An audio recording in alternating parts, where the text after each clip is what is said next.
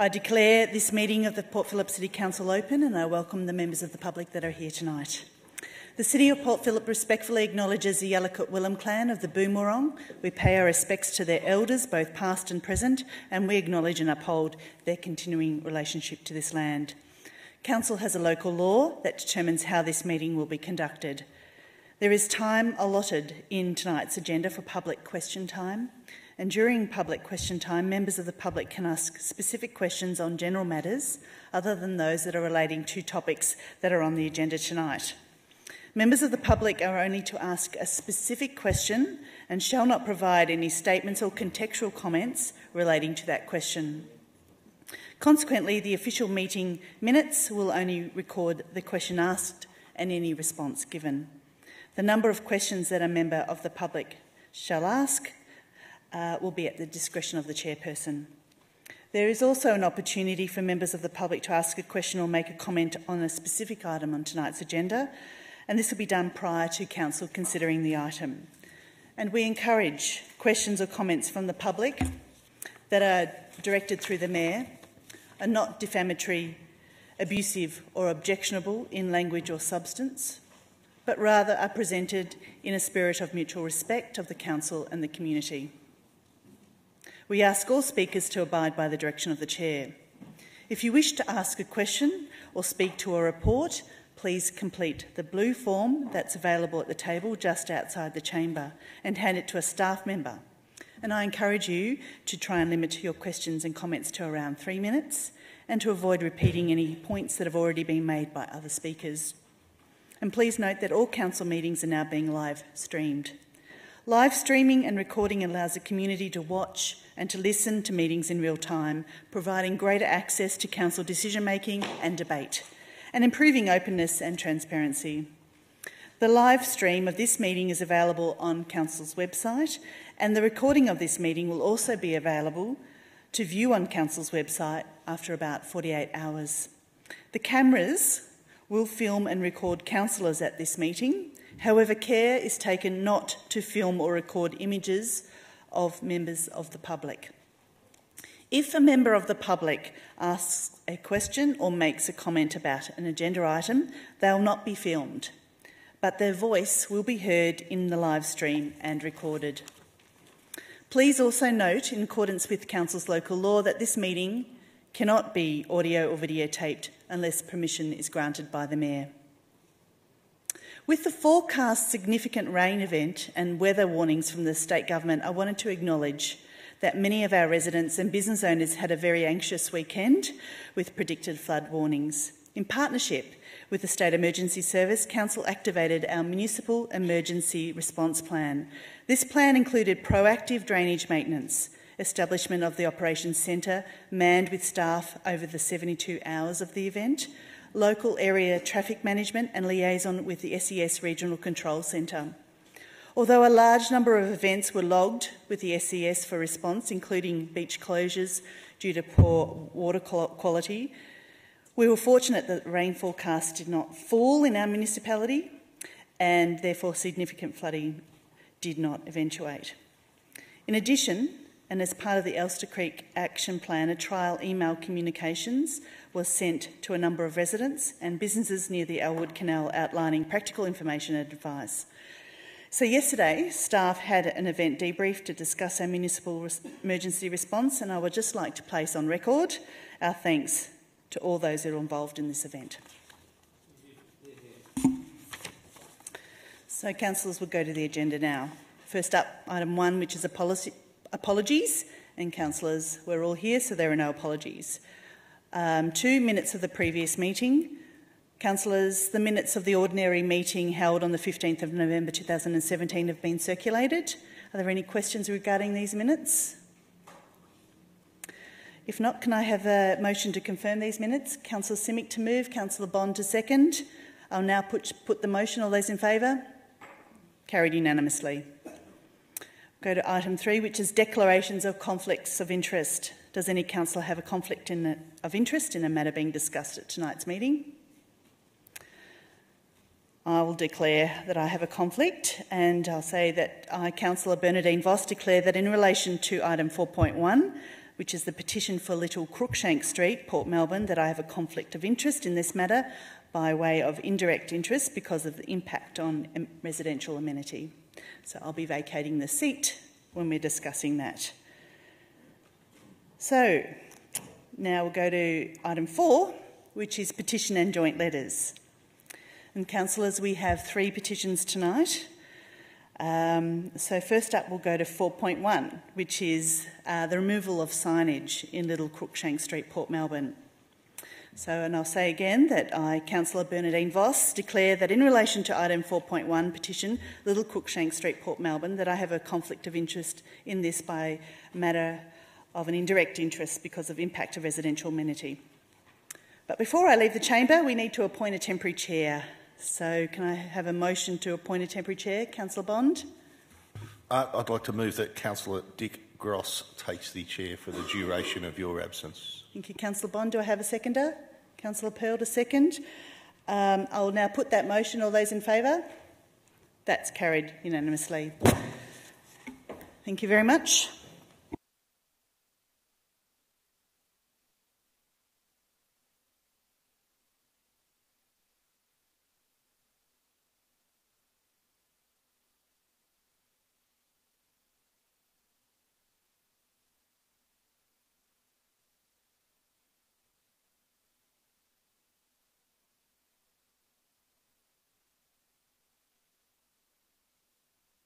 Bad start.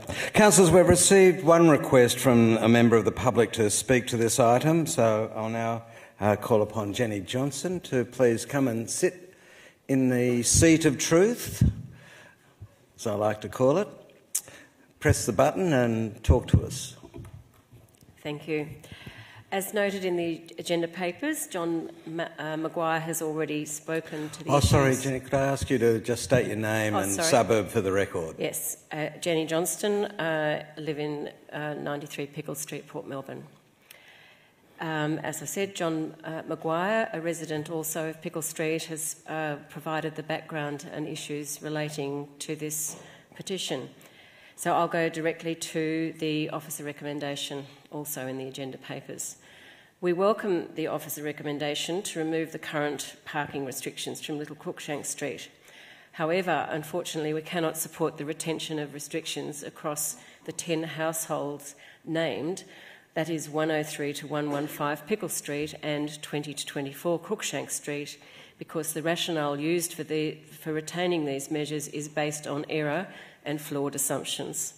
Further, it does not respond to the essential philosophy underpinning this petition, and that is to retain the way in which this inner-city laneway in Port Melbourne has functioned efficiently for well over a century. Firstly, to the error, which is easily demonstrated. In dot point 1, the officer comment states that the resident of 115 Pickle Street wants the restriction to remain. This is not correct. As you will see from the petition, the resident of 115, Pam Roberts, has in fact signed the petition asking that the signage be removed. Indeed, Pam was one of the first people to sign the petition. The next point in the officer comment states that residents of 107 and 109 did not sign the petition, and then moves to the flawed assumption that therefore their support to retention of the parking restrictions should be assumed. The petition clearly notes that we do not have signatures from these two residents, as despite our best efforts, they were not home when we door knocked, and we visited several times, eventually leaving a petition form in their mailboxes. As it happened, and I accept that officers did not have this information at the time of writing, one of those residents of 109 Pickle Street actually did send in his signed petition form, but this was received after we'd submitted the petition to council. As I could not find a process to add a further signature, and we obviously had a substantial majority supporting the petition, his support is not included in the documents, but I do have it here, and he clearly supports the removal. What this demonstrates is the flaw in assuming a non-response equates to support for the status quo. Therefore, the three households, 115, 107 and 109, should not be included in any rationale for supporting the retention of parking restrictions.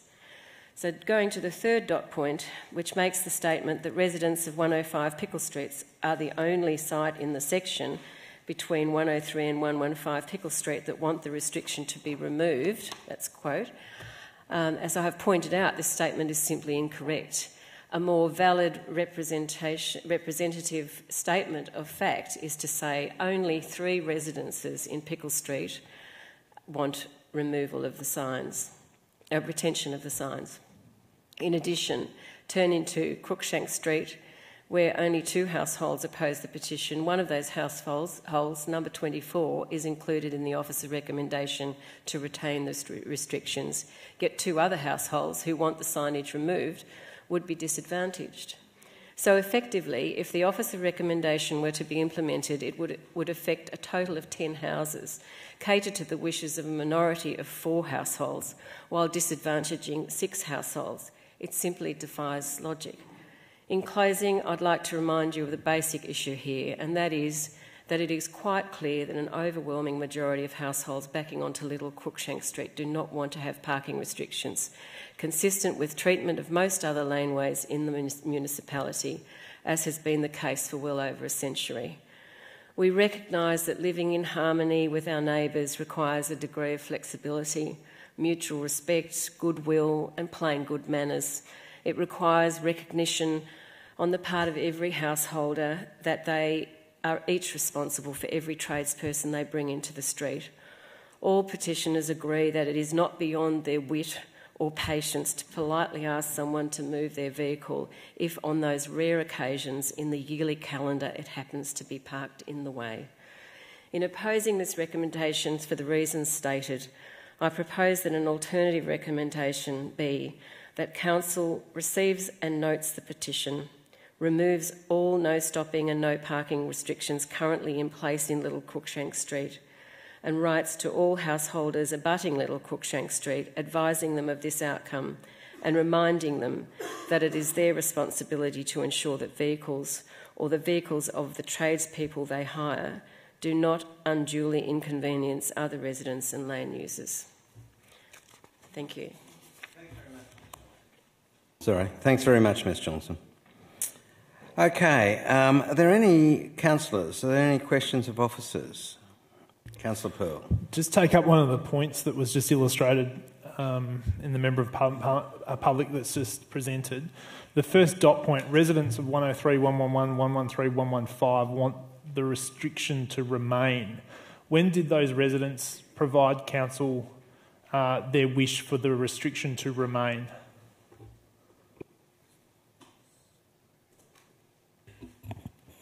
Through you, Mr Mayor, Mr Acting Deputy Mayor, Mr Chair, perhaps. Mr Chair, perhaps. It's an ambiguous situation, yeah. You're forgiven. Sorry,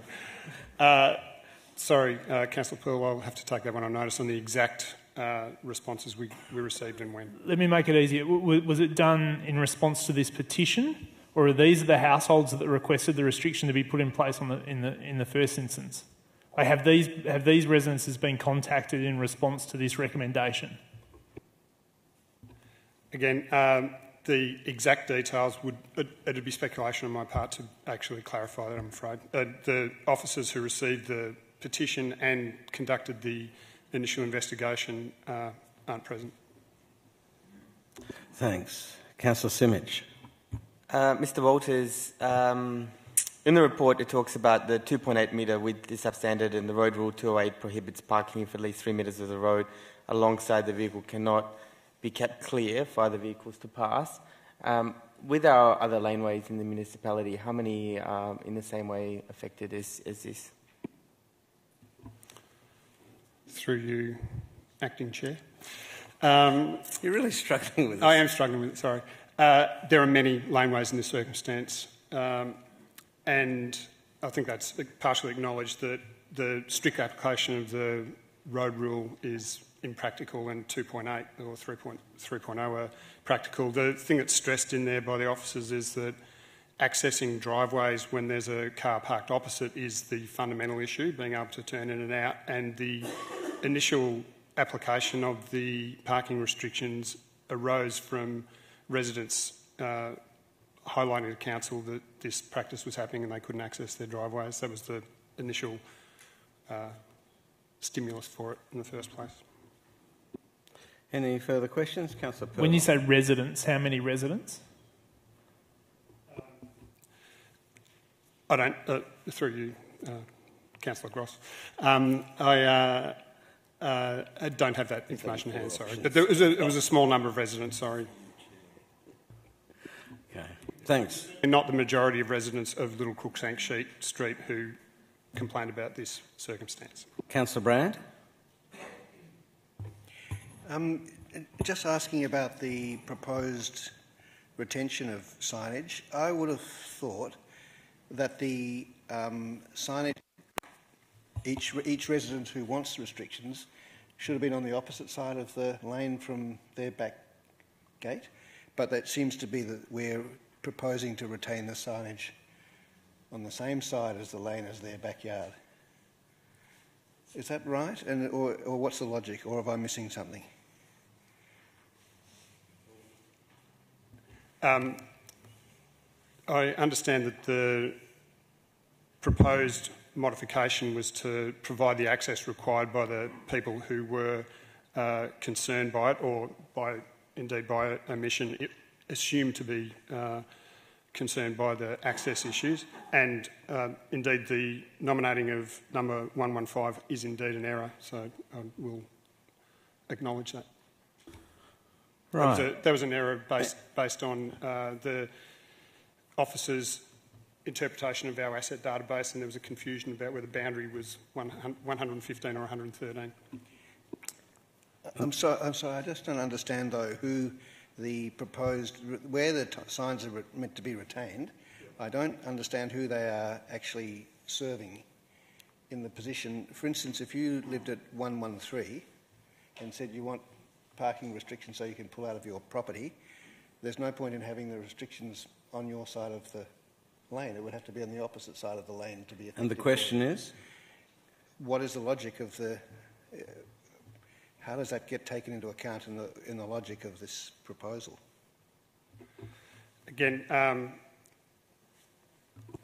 the turning circles play a role as well, so the radius that you have to come out on from your driveway plays a role as well, but it'd be speculation on my part to really go into the details of it at this point. I sense one more question, and I sense we're getting close to a resolution. I was just going to propose I move an alternate recommendation, Councillor Gross. It's been moved, Councillor Pearl. Is there a seconder? Councillor Simic. Councillor Pearl, do you want to speak to your motion? I'll read it out, Councillor Gross, and propose it, and then perhaps after that we'll ask for a seconder. The alternate motion is that Council receives and notes the petition. Number 1, receives and notes the petition. 2, removes all no standing and no parking restrictions currently in place in Little Crookshank Street, Port Melbourne.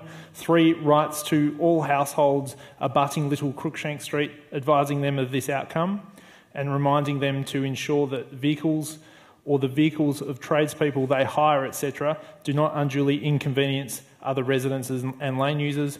4, advises the petition organisers, Miss Jenny Johnson and Mr John Maguire, of the outcome. Okay, so that's acceptable to you, Councillor Simic. Speakers against? Any further speakers? All those in favour? Against? Carried unanimously.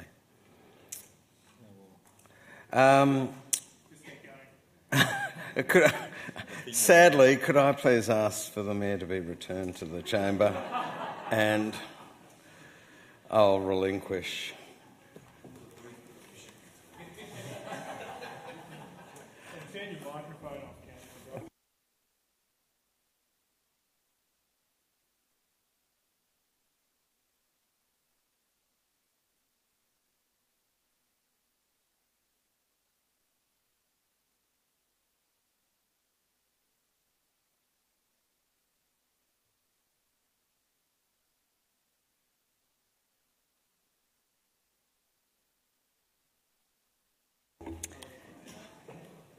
Thank you, Councillor Gross.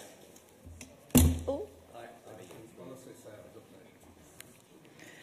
Okay, we're up to 4.2, which is the second petition requesting the installation of a pedestrian crossing in Chapel Street at stop 39 on Tram route 78.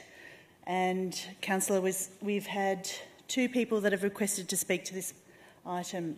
I'd like to call Mr. Andre Rosen, please. Alexandra Rosen, please have a seat. If you could turn the microphone on and state your name and suburb, please.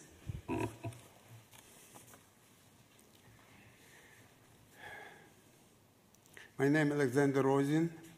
I'm team leader of Association of Former Inmates of Nazi concentration camps in Jacka, volunteering in this association from 1995.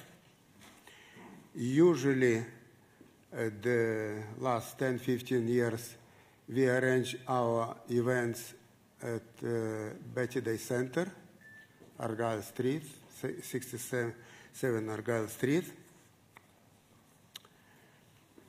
And the initiative of signing the petition was from not only our members, but members of other groups who attend Betty Day Center.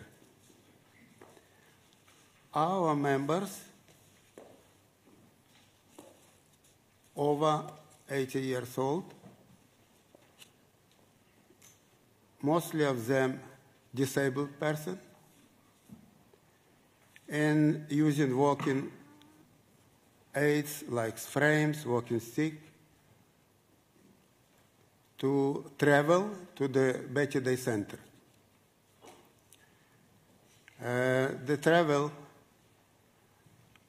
over Chapel Street, stop 39, Tram 78, and very difficult to cross in Chapel Street to go to Argyle Street. I know one accident, but no any details. What someone was in accident, a woman, few years ago, on this place where she crossed Chapel Street. I am requesting, behalf of our association, for pedestrian crossing installed on Chapel Street, stop 39, and who I sent to the City of Port Phillip the petition. It signed about 90 persons. It's not all finished petition because one organization didn't give me back the signed petition. And it's all what I ask from City Port Phillip to install this pedestrian crossing. Thank you. Thank you very much, Mr. Rosen. Yeah. Thank you. Of Mr. Rosen? Mr. Rosen, yeah. Please have a seat. Question? Councillor Pearl would like to ask you a question. Just quickly, how many people do you get to your events? How many people attend your events? Our members, 165. But on average, how many people would come? Not less than 100. Right. Not less. Always. Okay. Thanks very much. That helps. And it's very important to attend for our members our events and our activities, because their health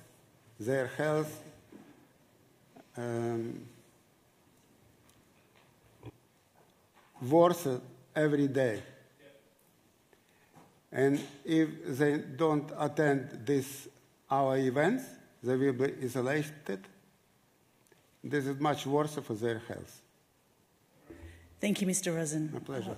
Councillor Baxter, have a question of Mr Rosen as well. Yes. Thank you, Mr Rosen. Can I ask, is the Betty Day Centre a necessary location for your meetings, or would your organisation be amenable to a more accessible building location? Our people, our members, not only our association, knew this centre, very important, very.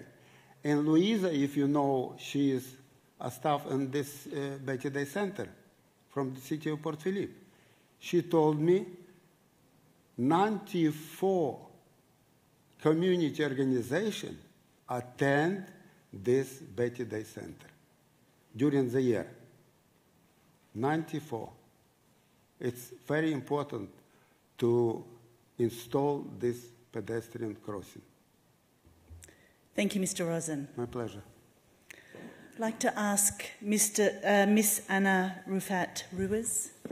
Hopefully I pronounced that correctly. Welcome.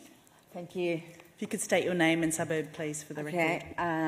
It's Southie Pran. And your name, please. My name is Anna Rafa Ruiz. Okay. Thank you. And I am the chairperson of South Yarra Public Tenants Association, and I'm in support of Mr. Rossi. Some of his members are from our communities, and our members are over 300. And I just find out this about not long ago, so I'm not really very much aware of what was happening, because this came to us about 2 weeks ago, and then the only thing I know is there has been a petition, and also has been to Sam Havens, who has been a great support to us, and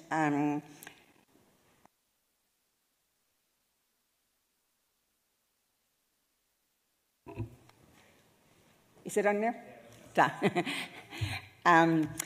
I have a few members coming to our association asking for support to Mr. Rossi. So that's the reason I'm here for.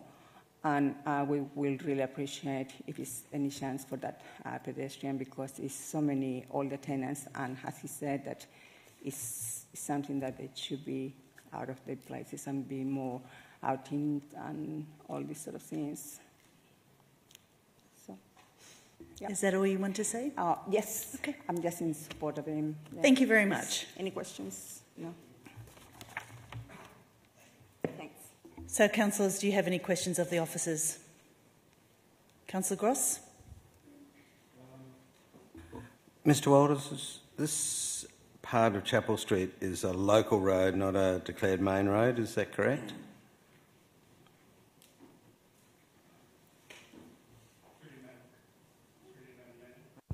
Through you, Madam Mayor. Yes, this part of Chapel Street is under our jurisdiction. Councillor Crawford?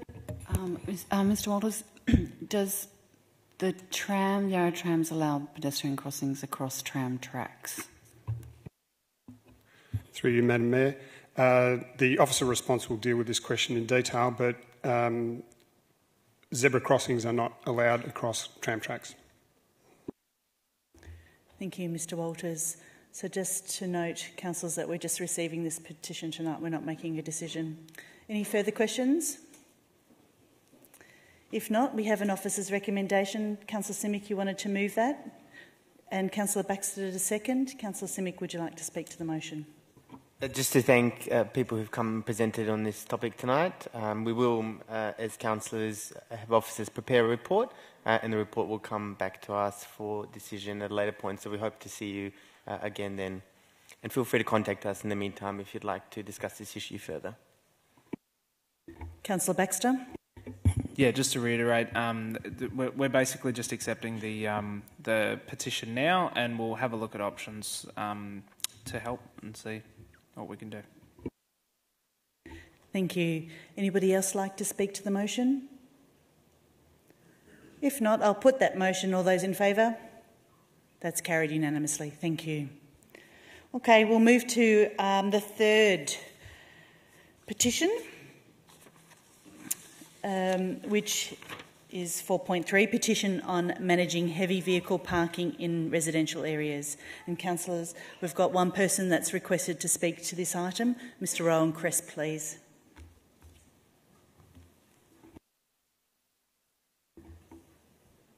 Mr Crest, if you can pop on that microphone, state your name and suburb. Rowan Crest, Port Melbourne. I appreciate the opportunity to speak here tonight and lodge the petition and also support the submission that we've put in with it to tribute to the veracity of the local council to allow mere people like me to come up and speak to you esteemed folks to try and get something done. But I believe the case for adopting a local law provision to manage parking of heavy vehicles in residential areas is pretty self-evident. Council itself recognises that parking of large commercial vehicles in residential areas can be disruptive to the neighbourhood amenity in many ways, through noise, light pollution, through emissions and fumes. It can create traffic congestion, indeed traffic hazards, on roads not designed or constructed to carry these large vehicles. It can be destructive to council assets and imposes costs on the entire community. This is why the Port Phillip planning scheme prohibits, in the context of home occupation, the parking on residential land of commercial vehicles exceeding 2 tonnes in capacity without a permit. But as set out in my submission, this does not necessarily extend to vehicles that do not associate with home occupation. This means that a vehicle many times heavier than 2 tonne, 4 to 5 times heavier, may be parked on residential land, a large tip truck, a concrete mixer, a prime mover, or giant truck that takes waste bins. It is a ludicrous situation that a vehicle, likely to be much more harmful to the neighbourhood amenity, much more destructive to the community assets than a 2-tonne van, can park with impunity in a residential area. Council being powerless to act to protect community interests. We know that the COPP, the City of Port Phillip, is powerless to act because that was the import of legal advice to the COPP, based on case law, when at least one occasion the COPP sought to prohibit the parking of a heavy vehicle in a residential area. But the case law is also clear in what remedy there is. A council can empower itself to act by adopting a local law provision to manage vehicles parking in residential areas. Some 32 other councils have already done so. The City of Port Phillip has not. Let me be clear here. A heavy vehicle is not a tradies ute or a van or something that does, small works around the town. It's not a camper van. It's not a delivery vehicle. A heavy vehicle, as defined by the National Heavy Vehicle Law, is a vehicle weighing 4.5 tonnes or more. That is any standard a large vehicle in both weight and unusual physical dimensions. But I provided the COPP with photographic evidence, video evidence of one large vehicle that, by the manufacturer's description, is 9.5 tonne, operating in a 5.5 metre wide street. Unladened. When it comes in ladened, it would weigh nearly 20 tonne. The photographic and video evidence will show you that it is full of scrap, steel scrap. This truck moves around at 3:30 in the morning, 5:30 in the morning just yesterday. It shakes your house. It shakes pictures off the wall. It shakes light fittings that smash. Children come into your bedroom crying because the truck's woken them up again, and the Port Phillip Council hasn't empowered itself to stop this. This vehicle has crushed and smashed a lot of the gutterings, crossovers, footpaths, drain covers, and they've been repaired and repeatedly by the city. It's costing. Another one's just gone the other day. I can send you a photo. The Council set out in the submission on this matter. A heavy vehicle parking law also applies throughout most of Victoria and is manifestly in the public interest. Also, with Fisherman's Bend coming on, you are going to have a crossover between residential and commercial areas, and therefore these large vehicles will cause you more trouble. The City of Dandenong has a great example of the policy, and so does the City of Warrnambool. You can look at those policies and hopefully you'll implement them here. Thank you for your time. Thank you, Mr Cresp.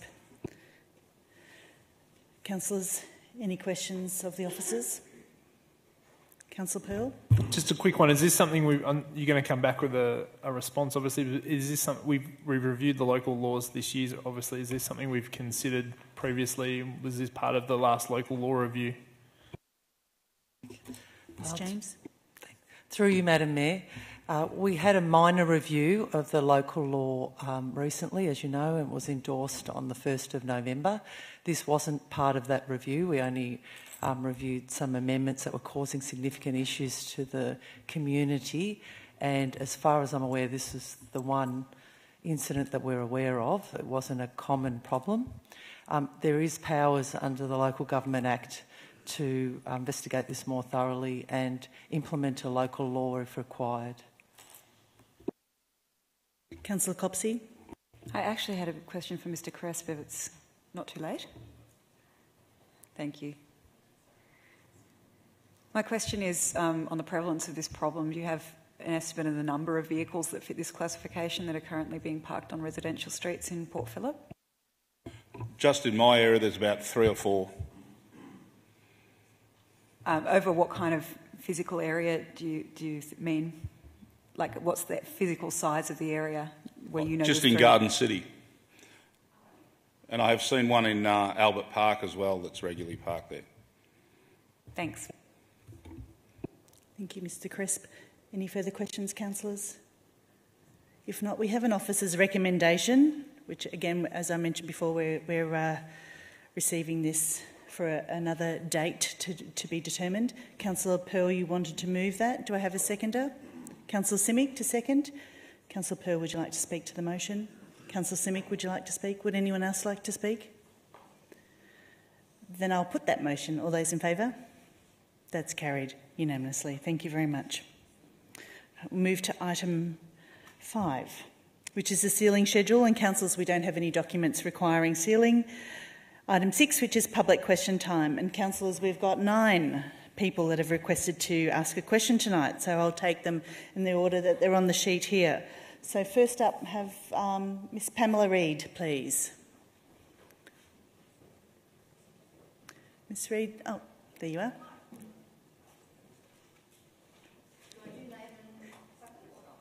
You know the drill. Thank you very much. If you could turn on your microphone as well. I'm Pamela Reid from Middle Park.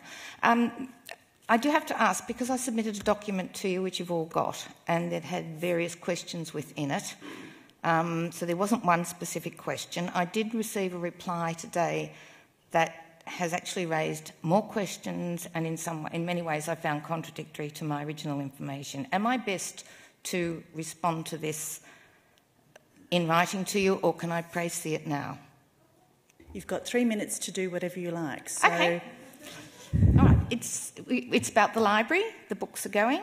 And I'm going to very quickly say that I'm very passionate about nurturing young and youth, and particularly in the arts and disability arts, and I'm equally passionate about nurturing our youth through books. The document I've sent outlined 2 things. One was that I feel that while I support the program, it's been inappropriately advised to be in Middle Park, and I gave you all the reasons for that. And I also suggested that there may be a better demographic for you to face it at. My second suggestion was what appeared to me the very overwhelming lack of concentration on the young people, where books are very important, and particularly in light of the current worldwide health problems with children entering schools, with underdeveloped motor skills, poor eyesight. I actually believe that all of us, have an opportunity to develop an incredibly innovative program for those people using books and using the toy library. I will then, if it's okay, reply to all of you to my document today separately. And so I guess the best thing for me to summarise at the very end, which was in my document, glasses off, 7.2.1 of the agenda I looked at said the refocus of the Middle Park Library supports the main principles of Social Justice Charter, in particular ensuring equality of access to information, facilities and services, and valuing diversity. I actually feel it doesn't, and I really would like you all to think. I certainly was talking to a neighbour tonight who uses the library, who's wheelchair bound, and she can't get on the community bus. And we're being told that without books we have to go to Albert Park, and she's not the only person that's disabled in the area. But again, very passionately, removing books from young to old, and in our particular area I now have the stats. The target market for your new program is the 18 to 25s. Over 65s we have 3.96, which is nearly 4 over 65s to every one of your target market, and we have 2.55 under 10 to every one of your target market. I think the demographics therefore speak for themselves, that I would rather you focus on this. And can I just say, I've never walked into a meeting without having thought that maybe someone could change my mind with a good argument. So my question is, will you please consider that it is accessible to all when there are no books? That's my question. Thank you, Ms Reid. Appreciate that. Next we have Ms Yvonne Lynch, please.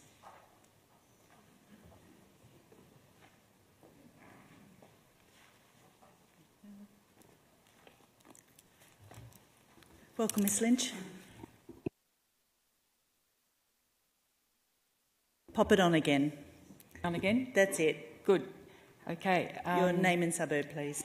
Yvonne Lynch. My question is also about the Middle Park Library.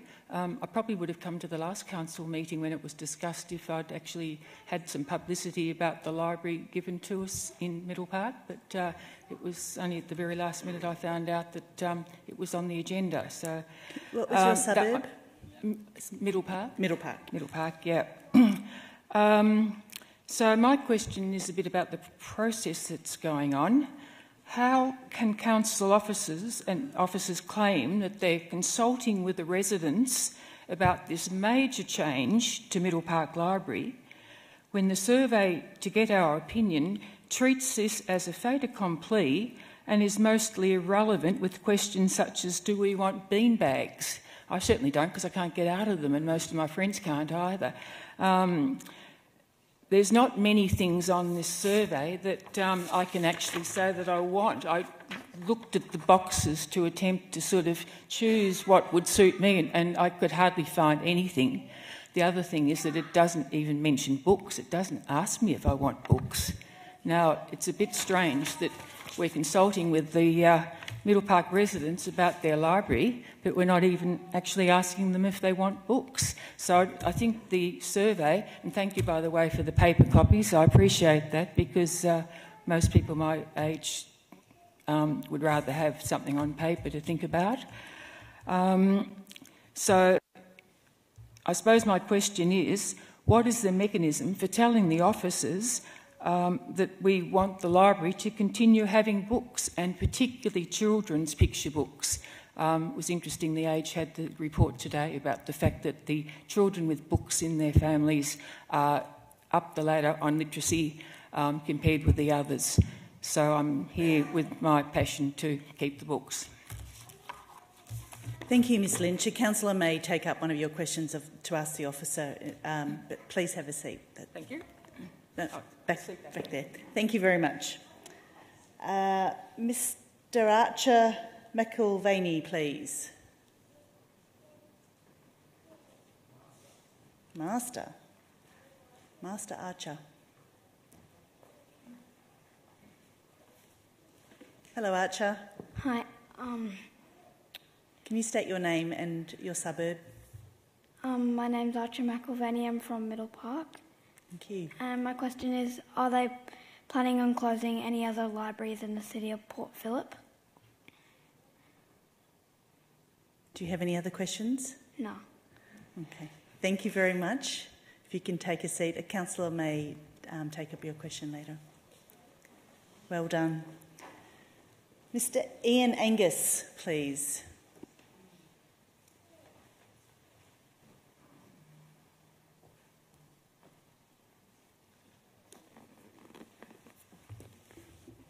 Welcome, Mr Angus. If you could state your name and suburb, please. Let's try again. That's it. Good evening, Councillors. My name is Ian Angus. I'm a resident of Middle Park, and I wish to speak on the issue of the proposed closure of Middle Park Library. We're told that it'll be converted to a creative and collaborative learning environment, but with no facility for books to be read, borrowed, reserved or returned. We do know from the last meeting, Councillor Baxter's contribution was that it would likely have graphic design software provided at ratepayers' expense, and the purpose of that, as indicated at that meeting, was that it would be for the freelancing and developing of commercial portfolios, and in Councillor Baxter's words, to play with. Now, as an objective, that's fine, but I do have some difficulties with the potential scope of that proposal. It wouldn't be difficult to see the wish list expanding to software packages, proprietary, and they all cost money, for the entrepreneurs and creative professionals that the officer's report said would be engaged in this transition to this new learning environment. It could extend to my colleagues who are conveyancers, to architects, to builders, to cost accountants. Why stop at graphic design? The problem that we have with the proposal is that it moves an important local asset away from its primary purpose. Middle Park Library is, on every measure, it is the runt of the litter. We've got 6 libraries in this municipality. It is open for a total of 24 hours a week. 2 other library branches are 56. The others are 38 and 40 hours. So it has been starved of resources, and our concern is that this has now become a self-defeating conclusion whereby council officers say it's not viable as a library, so let's shut it down. I'll conclude by asking council to address the 2 questions that were in my email to you of the 4th of December, and I thank those councillors who have acknowledged it.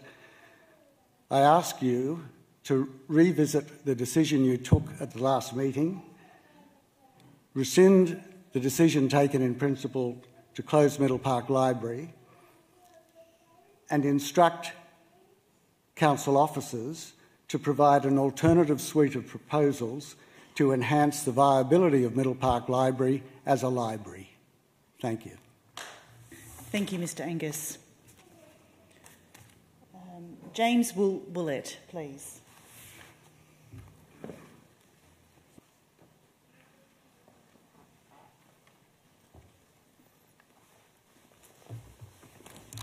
Welcome, Mr Willett. Thank you, Madam Mayor. My name is James Willett. I've been a resident of Middle Park for the last 25 years and raised a family there. I am concerned that the council has not been given the full picture of Middle Park Library.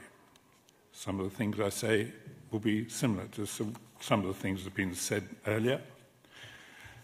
And I'm concerned that the reason to close the library and remove the books is based on a simple number, 1% of loans and 1% of visits in the council area.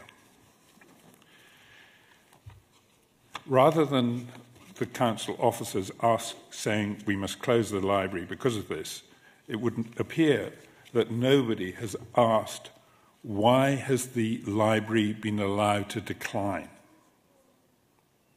Why has the library been allowed to decline?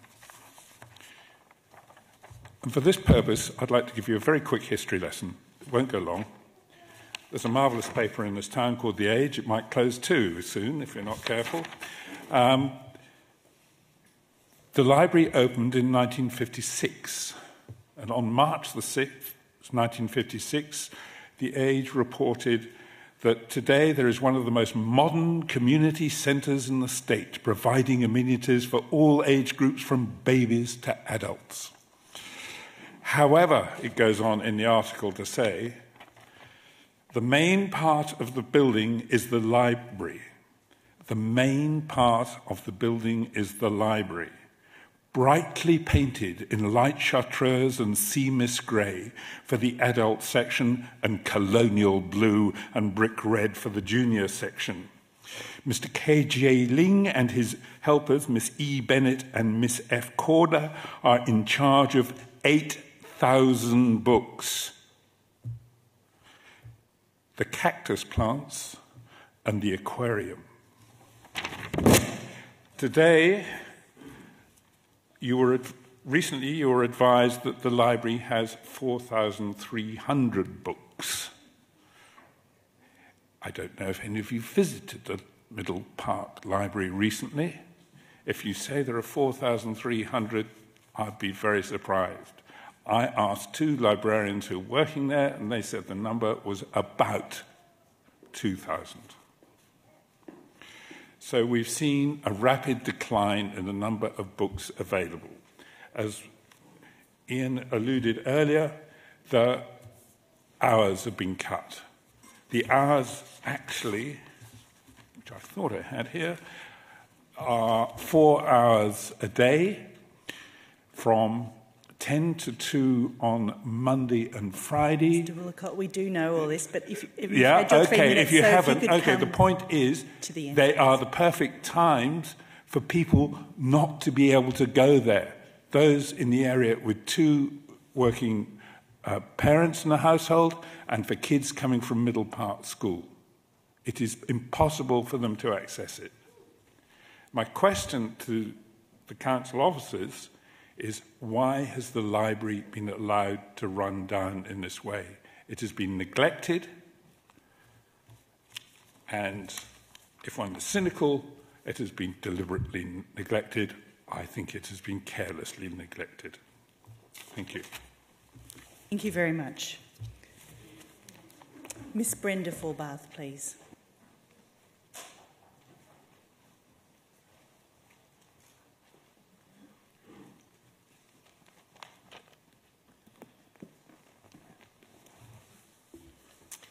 Thank you, Madam Mayor and Councillors.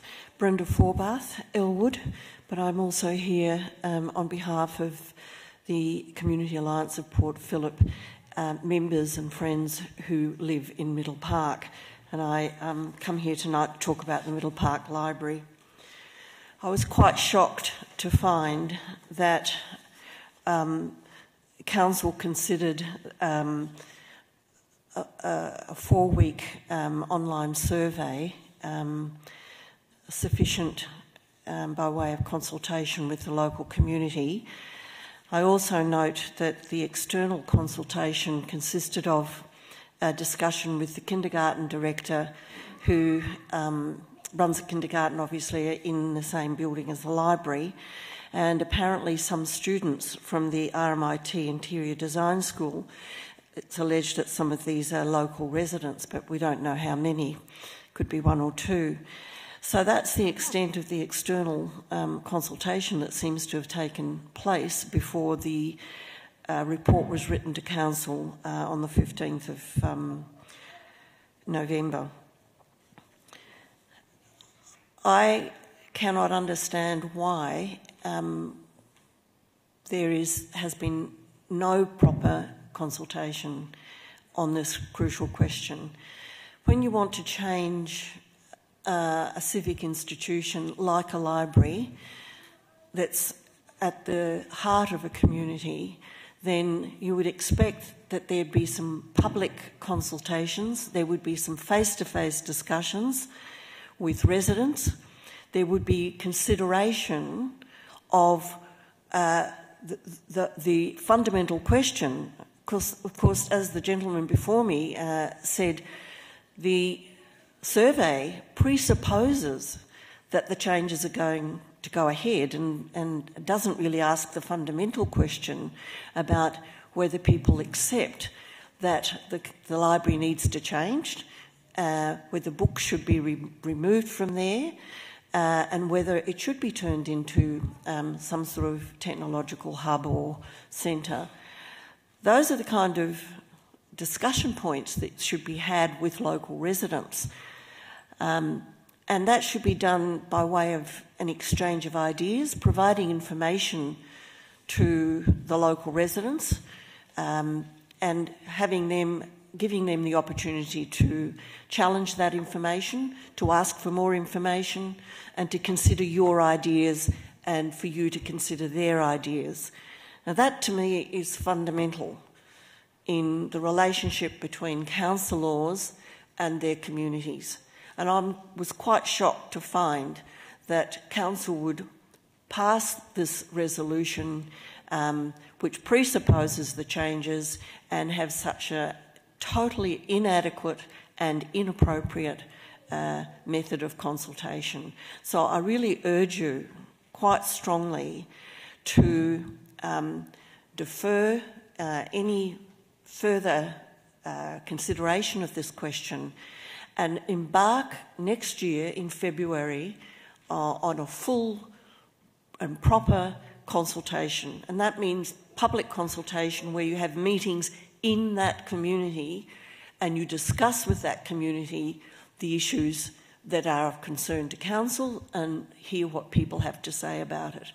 I'm not going to go tonight to the question of the merit of what council's proposing.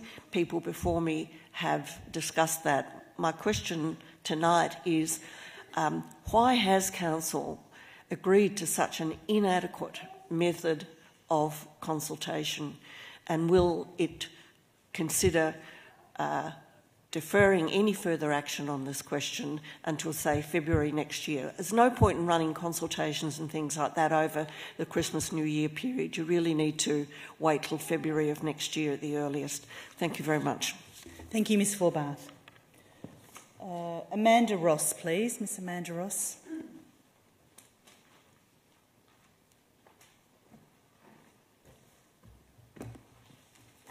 Welcome, Ms Ross. If you could state your name and suburb, please. Yes, good evening, Madam Mayor and Councillors.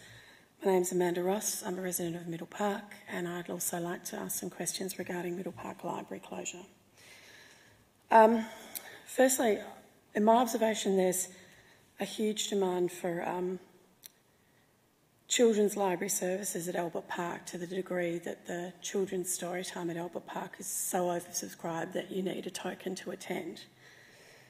I'd like to know if Council would be prepared to conduct a community consultation on whether Middle Park Library might be dedicated to children, particularly given that it's small in size. It would be perfect for a children's library, and it's already co-located with the civic kindergarten and the toy library.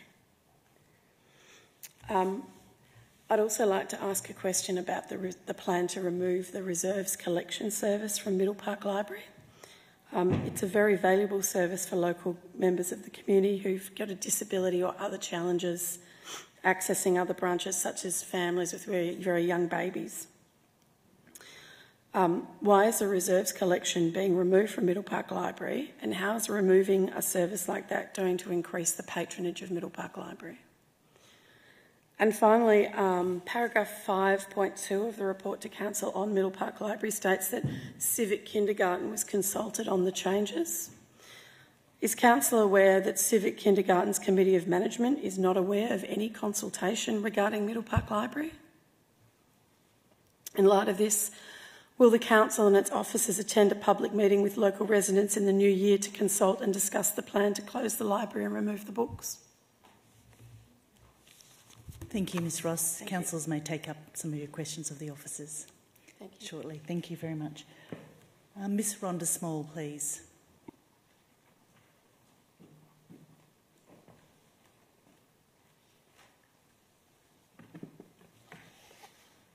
So Rhonda Small, St Kilda. Madam Mayor and Councillors, a few weeks ago the City of Port Phillip advertised for a new senior position at the Council, the Director of the Office of the CEO, and I was wondering whether the CEO and perhaps you, Madam Mayor, on behalf of the councillors might like to tell us a bit about your vision for this position, and in particular whether there will be a policy development role for this new senior person in relation to working on policy development with councillors. Thank you. Is that the only question you have, Ms Small? That is. Okay, thank you very much. Again, the councillor may take up that question on your behalf. And our last person is Mr Ian Goodwin.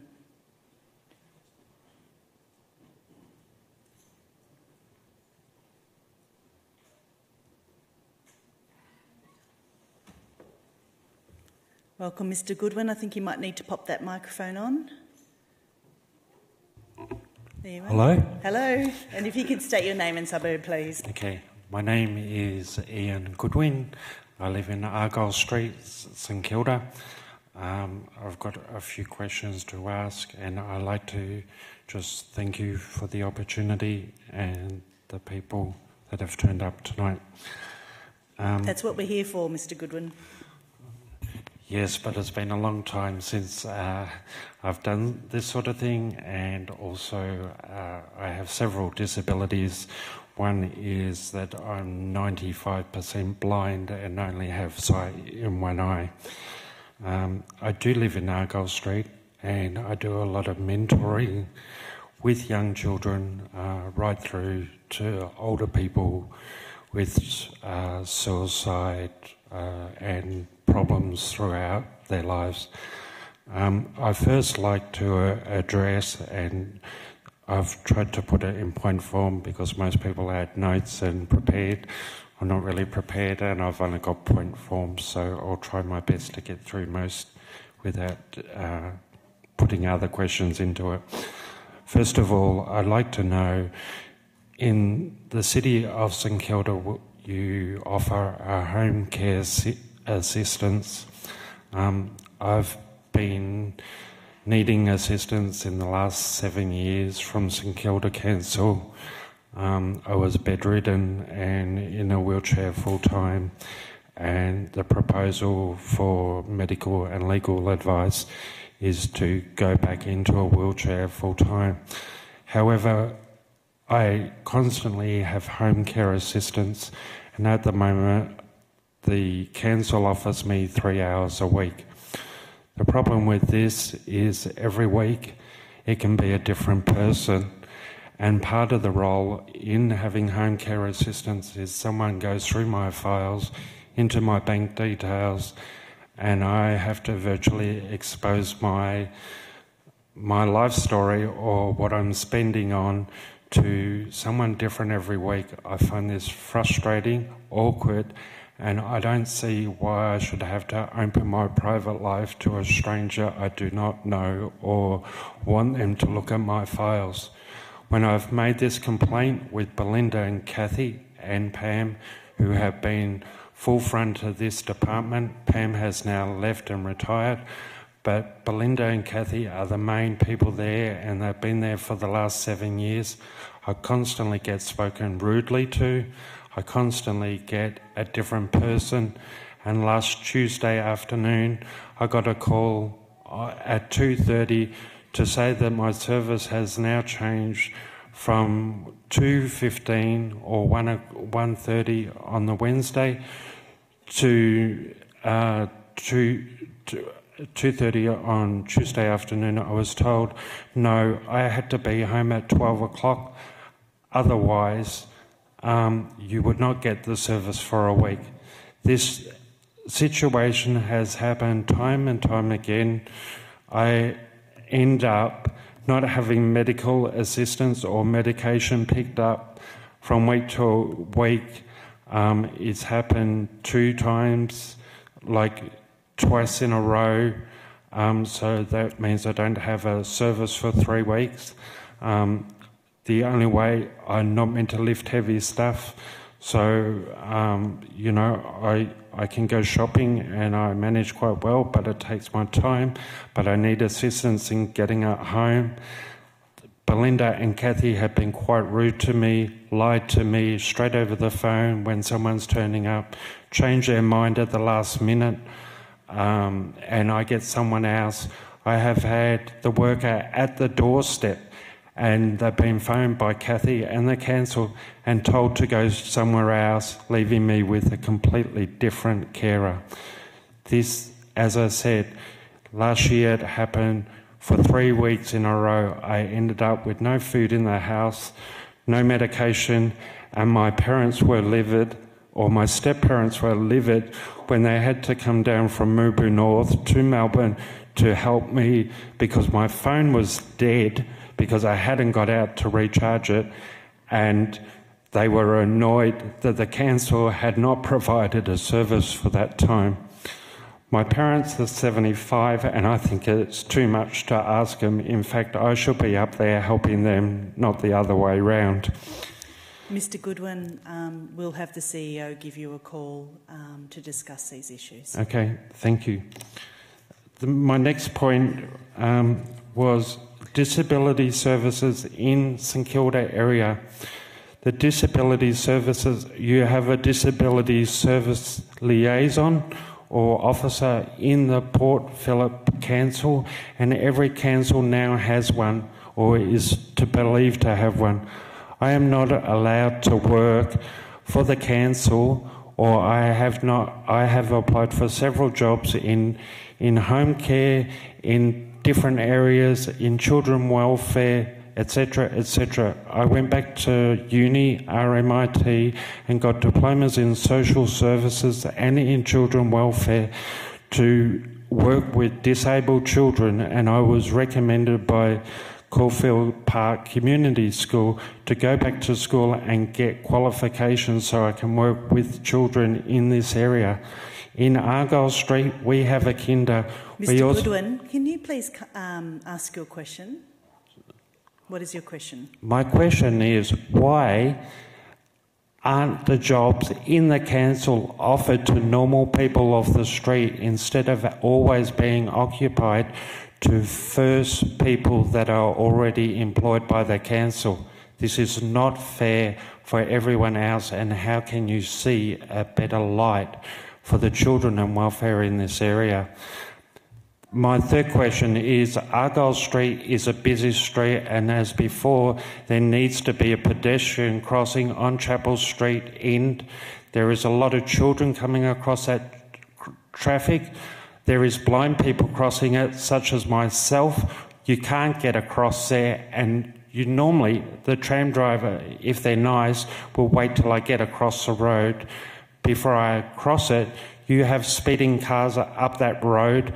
You have city traffic going up that road for a detour to get onto Nepean Highway, and you have people parking there all day long because they catch a tram from there because there's no parking or permit. There should be parking permits in that street for residents only for 8-hour days. That's something I'd like you to look at. What is your question? Can you just define your question again around the Argyle Street? The pedestrian lights up on Chapel Street would be a great idea for safety of people going to Betty Day Centre and the kinder on that street. Okay, so you're supporting the earlier petition? Yes, I do. Fantastic. And I live on Argyle Street, so I know what I'm talking about. The kinder and the daycare centre aren't hard to get to, and it's very hard to find out exactly what's going there or who's the manager there. In fact, I walk down there quite sometimes of a night time, and there is young children playing in those parks behind it, and there's drug deals going on in vans and cars behind there. It needs to be policed to protect our young. Okay. Do you have any other questions, Mr Goodwin? Or the St Kilda transport throughout the area is always shut down during festival events. What happens to a disabled person or elderly person in this area? I mean, you constantly have St Kilda festival events, and the transport is stopped at the corner out the front, and there is no transport right throughout St Kilda right up to the other end of St Kilda, and there is no way you can get onto the light rail from St Kilda station. Why? Okay, thank you. So, question, why isn't there public transport around St Kilda festival events? The noise complaints in the area, if you live in a local area, as in, and I can't think of the street name, but I know a lady who constantly complains about it, the street in between Coles and Safeways, it runs right up to Inkerman Street. There is a pianist in that block of units, and she plays 7 to 8 hours a day. In the rules and amenities of state and council rules, there is a noise limit on sound. There is a duration time and a time limit. And I'm wondering, what is a duration time and what do you call excess? And why is there... She's running a private business as a pianist from home. I tell you, if you're up there for 7 days a week, she plays every day. And I'm not having a go at her, but she is Jewish, so she doesn't respect our traditional days. And she plays... Thank you, Mr Goodwin. I don't think that was called for. We find that quite offensive. Sorry, it wasn't meant to be offensive, but I was trying to state that she does not respect our days, like Australia Day, November the 11th, when there's a minute of silence. You know, I have been in that home. Thank you, Mr Goodwin. You've had certainly more than 3 minutes, and we've got a number of these questions from you. So, councillors will take up one of your questions. Mr Simic, did you... Mr Goodwin, a question? No, I'm happy to move on.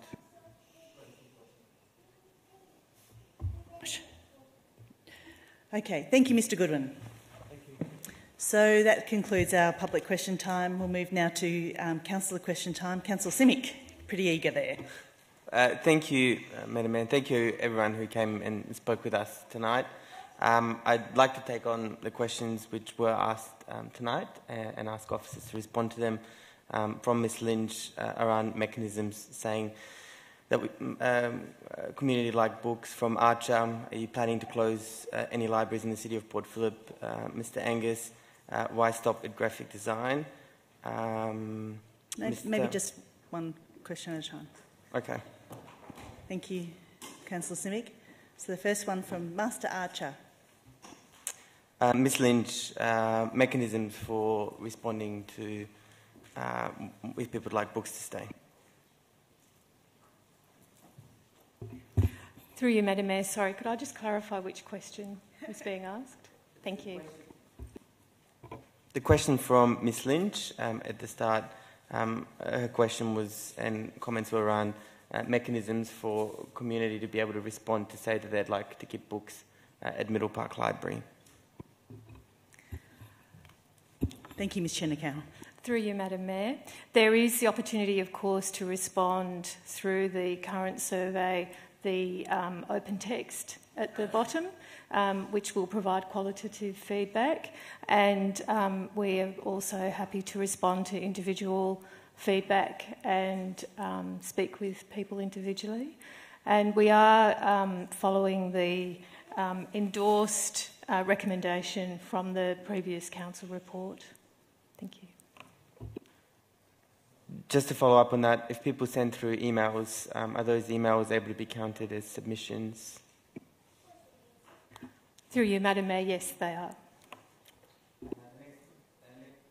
Next question was from Archer, and thank you for coming tonight, Archer, around whether we're planning to close any libraries in the city of Port Phillip.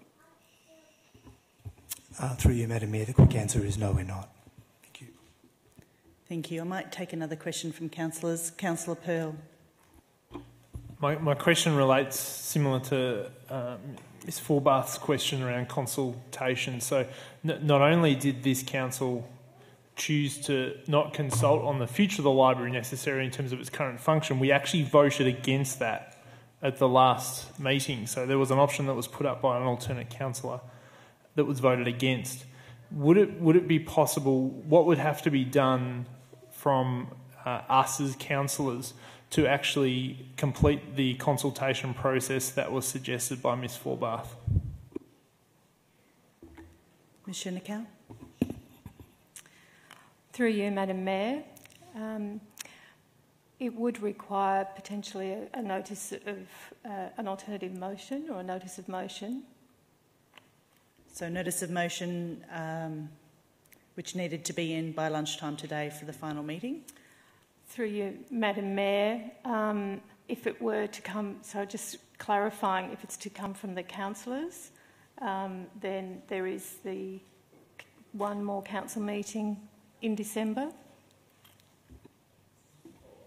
Councillor Pearl, follow up. Would that derail the process, so to speak? Through you, Madam Mayor, we obviously would be keen to work with councillors and the community depending on what the council recommendation is. It wouldn't derail any process, but potentially the process may take a bit longer and there may be additional costs and resources involved. Thank you. Councillor Simic, and then... I was going to keep going with the questions from the community. Well, I think everyone wants to go, so you can have a go and then we'll share it around. Councillor Simic. I'm happy for other... I just want to make sure that we answer the questions that were asked tonight, so I'm happy for someone else to have a go first, but I'd like to get to them eventually. Councillor Copsey. I'll ask then. Yeah, thank you. Thank you very much, everyone who's come. It's very, very heartening, I've got to say, to see the passion for this library, and it seems that, to use a probably not very apt phrase, we're all on the same page in wanting to see a future for this library that increases its patronage and sees it used better. My question was around the different numbers that we have been given and whether there is an explanation for the physical size that's on display at the library versus the numbers in the report and that discrepancy. Mr Tynan. Through you, Madam Mayor. So, without getting too technical in library terms, we have an allocated collection size for each branch. So the number that was cited in terms of the mid 4,000 is correct. What you may find, Middle Park, St Kilda, any of our branches, the actual allocated number as opposed to what's physically on the shelf at any time can vary, but the allocated number of 4,000 that was cited is actually correct. Through you, Madam Mayor, so that also includes all books that are currently out on loan. So they're not physically in the library, if that helps. Councillor Crawford. So I guess my question is in regards to the reference to the 59 article. Was the Middle Park Library ever a larger space than it is currently now to ever hold 8,000 books? Was there a larger thing that at some point became just that single room? Through you, Madam Mayor. So the space that the library currently occupies is unchanged. So all of the collection sizes for all of our branches over time have changed. Emerald Hill is a similar example where library spaces have moved from having very crammed floor-to-ceiling, dense book collections. We're providing much more programs, much more activity on the floor. So the nature of what's happening in the spaces have certainly changed since the mid-1950s. The collection sizes we think are appropriate for each location as they currently stand. Thank you. Councillor Copsey. Just a bit of a dixer for you guys. To anticipate that there are a lot of people who would want to participate, could you just run through what the current proposed consultation is and how people can participate, and particularly if there are individuals who can't access it online? Again, through you, Madam Mayor. So as it stands currently, the Have Your Say consultation page is open until the 17th of December. As has already been mentioned, there's an online survey available through the webpage. There's also capacity for people to make a general comment or submission through Have Your Say should they wish to do so. They can do the same by sending an email through to the library inbox. We're more than happy to take submissions in that sense too. So all of those will be aggregated and fed back through a report to Council as the current recommendation stands as soon as available in the new year. Thank you. Councillor Simic. Thank you.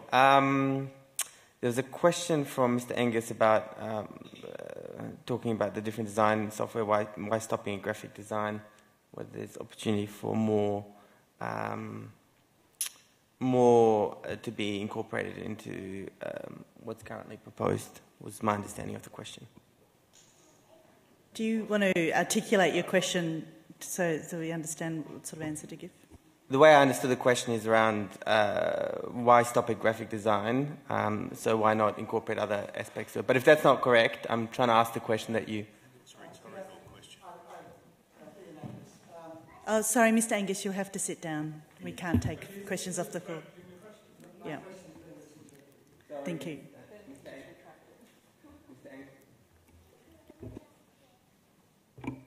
Mr. Angus, sorry if I misunderstood your question. I'm happy to ask your question if you'd like to signal it to me somehow. I don't know what the appropriate method is. Would you like me to ask a question? Yes, go for it. Another one. So Ms Ross mentioned, is there any opportunity for the reserves collection to stay in the proposal? Through you, Madam Mayor, we are challenged by the size of Middle Park Library. It is 65 square metres. To give you that context, that's probably about 2.8 Middle Park libraries could fit into this room, so it is small. So in terms of how we work with that space and be able to offer programs, for example, it's very difficult for us to offer programs with the returns and pick-up in place. If we were to be wanting to offer programs, whatever they might look like, at the Middle Park Library. Councillor Brand. Yes, I'd just like to say that there has been I have actually lodged a notice of motion. I hope it was on time, which will be asked next week. And if we were to vote on that to extend the consultation time, would the online questionnaire be able to be continued through that time, through the Christmas period until February?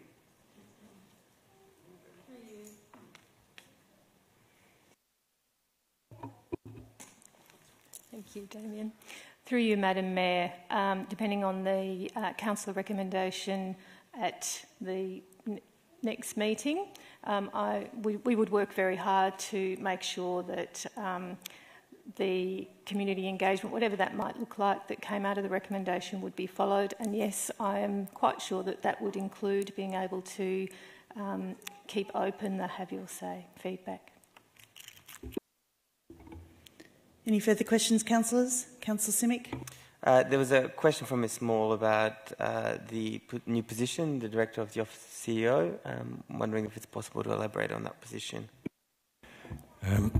Through you, Madam Mayor, thank you. Yes, the question related to a vision for the position. In actual fact, the position was created through myself and the Executive reviewing the Council plan, particularly Strategic Direction 6, which talks about the type of organisation that Council want to see. And out of that review, we developed a organisational strategy, which is currently being finalised and will be made public once that's finalised. I'm sure we'll be able to put that on the website. But it talked about our vision for the organisation, which had 4 focal points. First being to significantly improve our customer service. Second being to improve our organisational governance and engagement. The third being to look at our people and our culture. And the fourth generally being about stewardship. So the role that was created was actually the filling of an existing executive team member vacancy to assist with the implementation of the organisational strategy. It provided extra capacity, and particularly to answer Ms Small's specific question, to assist in policy development and working in policy governance and policy development with council is one aspect of that role. Importantly, the change is budget neutral, and in fact we recently received benchmarks of our senior officers, which I've distributed to council and will be made public as well, which show that we've consistently reduced the number of senior officers over the last 5 years, and this change continues that trend and is budget neutral. Councillor Pearl. I'll sharpen that question up slightly because I actually got an email on this in terms of Mrs. Small's question as well. So, and this came from a resident to me, and it goes to the question about whether or not we actually need this position. So the ad description that was published in The Age referenced the position being, quote, responsible for the leadership and direction of key functional areas, and to, quote again, perform key liaison to councillors. How can residents be assured that this is not empire building, for use of a better word, and that it's just not a replacement for the CEO? How do we ensure we get value for money from this position? Through you, Madam Mayor, I don't think I'd be a very sensible CEO to create a position that is a replacement for a CEO. But as I said before in the answer to the previous question, this is about building the capacity of the sort of organisation that council contemplates in its council plan. It is a position that replaces a previous position, executive team member position, so it's not empire building, and in fact it reduces the total number of senior officers, so it's empire reduction, if anything.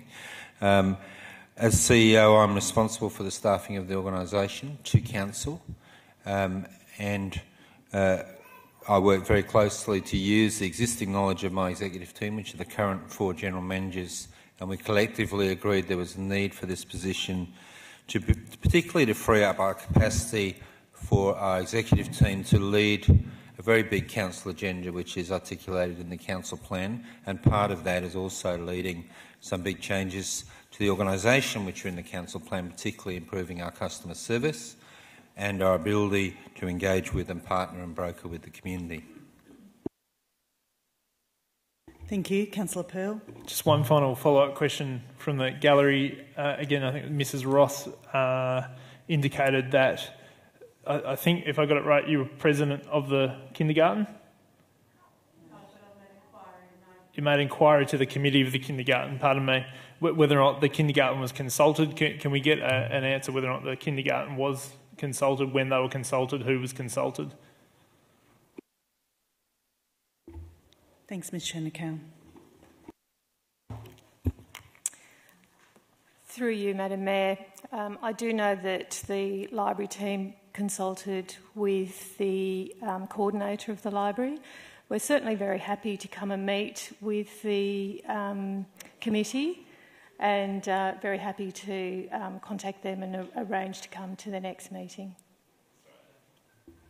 Councillor Pearl. Sorry, maybe I was unclear. I thought did we consult with the kindergarten when you said I had a feeling you said the library coordinator. Was the library coordinator of the kindergarten? Through you, Madam Mayor, I beg your pardon. I met the coordinator of the kindergarten. Sorry for that. Okay, fine. Any further questions, councillors?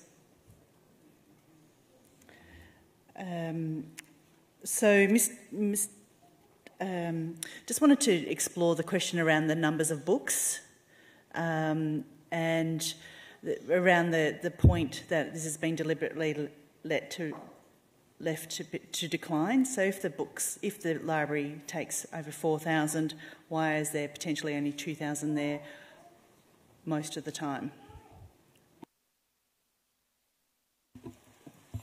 Through you, Madam Mayor. So as was mentioned earlier, there are numbers in terms of what we would have as an allocation for each branch. How that then compares to the number of books available on shelf at any given time would depend on what's in circulation through the community. But as I said earlier, the collection size we think is appropriate as it currently stands for Middle Park.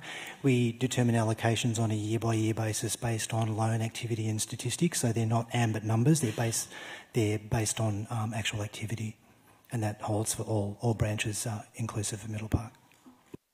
I'd like to take up a question from Ms Reid as well about the community bus, or if someone is disabled, how can they get to another library? Through you, Madam Mayor, depending on the individual circumstances, there's potentially a couple of options, one of which might be referral through to our home library service, which can provide both assistance in terms of selecting resources and delivery of resources to individual homes. We can also look at other avenues in terms of supporting someone if they wanted to travel to branches other than Middle Park through existing council colleagues.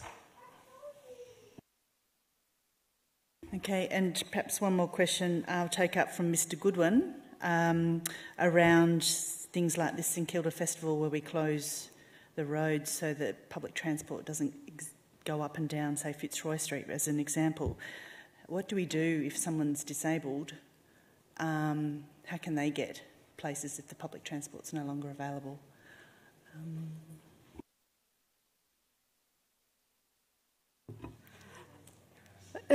Through you, Madam Mayor, the St Kilda Festival is within my department, so I can certainly answer it from that perspective. But there is obviously our community bus service as well, and I'm not quite sure what happens to that service on that day, so I can take that on notice, understanding that whilst we work with our partners in public transport as well, and so there is obviously the communication that comes from PTV and Yarra Trams at that time, but we can certainly take it on notice and find out some more information for you. Councillor Simic. Madam Mayor, I've got the question from before, so I'll read it out so that we make sure we have a response for it. If graphic design software is to be provided for a small cohort of users for developing community portfolios, will it be extended to all entrepreneurs and small business operators? Through you, Madam Mayor, yes, our library will still be open for everybody and for people to access and use what is available online for their personal use. And the library will be still open for people of all age ranges, and the programming that we're planning, whilst we provided an example of programming for young people, programming will certainly still be, we'll be looking at all age ranges still. Thank you. Councillor Simic. I've got a question regarding Fisherman's Bend, so moving slightly on to a different topic. Has anyone got any more Middle Park library questions? So we'll let Ms Shenikow and Mr... I have one, if that's all right. And I think it was Ms Reid that mentioned it. And I'd just like to take the question on. So would you be able to let us know how youth and the creativity side of things, became sort of the focus for the library, and not, say, little children with because there's quite a bit of activity around there, and that. If you could explain that, please. Through you, Madam Mayor. So this is probably a good example where there's been, I think, an opportunity for some of the focus around Middle Park to be slightly misunderstood. So I think there was an example in the 15th of November meeting where we spoke about a potential pilot program that would be looking at opportunities for 18 to 25-year-olds as an example. I think on the heels of that, it was then understood to be the sole focus of Middle Park was 18 to 25-year-olds, which is absolutely not the case. So we're looking at a range of opportunities across the age spectrum, so certainly 18 to 25s would be inclusive in that opportunity. In terms of public programming and other sorts of learning skills, we'd be looking at things to supplement, for instance, the younger age curriculum structures around STEM opportunities, those sorts of things. So it is certainly picking up Ms Sheniko's point from earlier about opportunities across all user groups. 18 to 25, I think, was picked up as an example of what's often a hard-to-get target market for libraries. It's certainly not exclusive to that group and that group alone. Thank you, Mr Tynan. Okay, anything else on Middle Park? Councillor Simic. What steps has Council taken to respond to the Fisherman's Bend framework and planning controls released by the state government? I recognise that this is partially covered in the CEO report later in our agenda, but an overview of for our community would be appropriate given the significance of this project. Ms Jeffs. Through you, Madam Mayor. So, Council officers have prepared a submission on behalf of the Council, which will be presented to Council next Wednesday night, and will be in the Public Council agenda this week. Council also has hosted an additional community forum to hear what the community forum members are thinking and saying about the submission. And that's been made publicly available. So there's been, in the short time that we've had, a lot of activity, and we welcome people's input and comments on Council's submission. So the submissions close on the 15th of December. Council's submission will be presented next Wednesday night on the 13th of December, and that will feed into a larger process. We look forward to participating in the panel next year. Thank you, Ms Jeffs. Councillor Copsey. Could I just ask a quick clarifying follow-on from that? Will the draft submission be available on our papers, released ahead of next week's meeting, and when and where can people access that if they're interested? Through you, Madam Mayor, yes. Our submission, Council's submission, will be part of the publicly available Council meeting papers, which will be public tomorrow afternoon, but certainly by the end of this week, well ahead of next Wednesday night's meeting. Thank you. Any further questions, councillors? I have two that I would like to ask as well. One is about Pier Road in St Kilda, and I just wanted an update of when the gates will be installed to stop the hoons driving up and down. Mr Trail.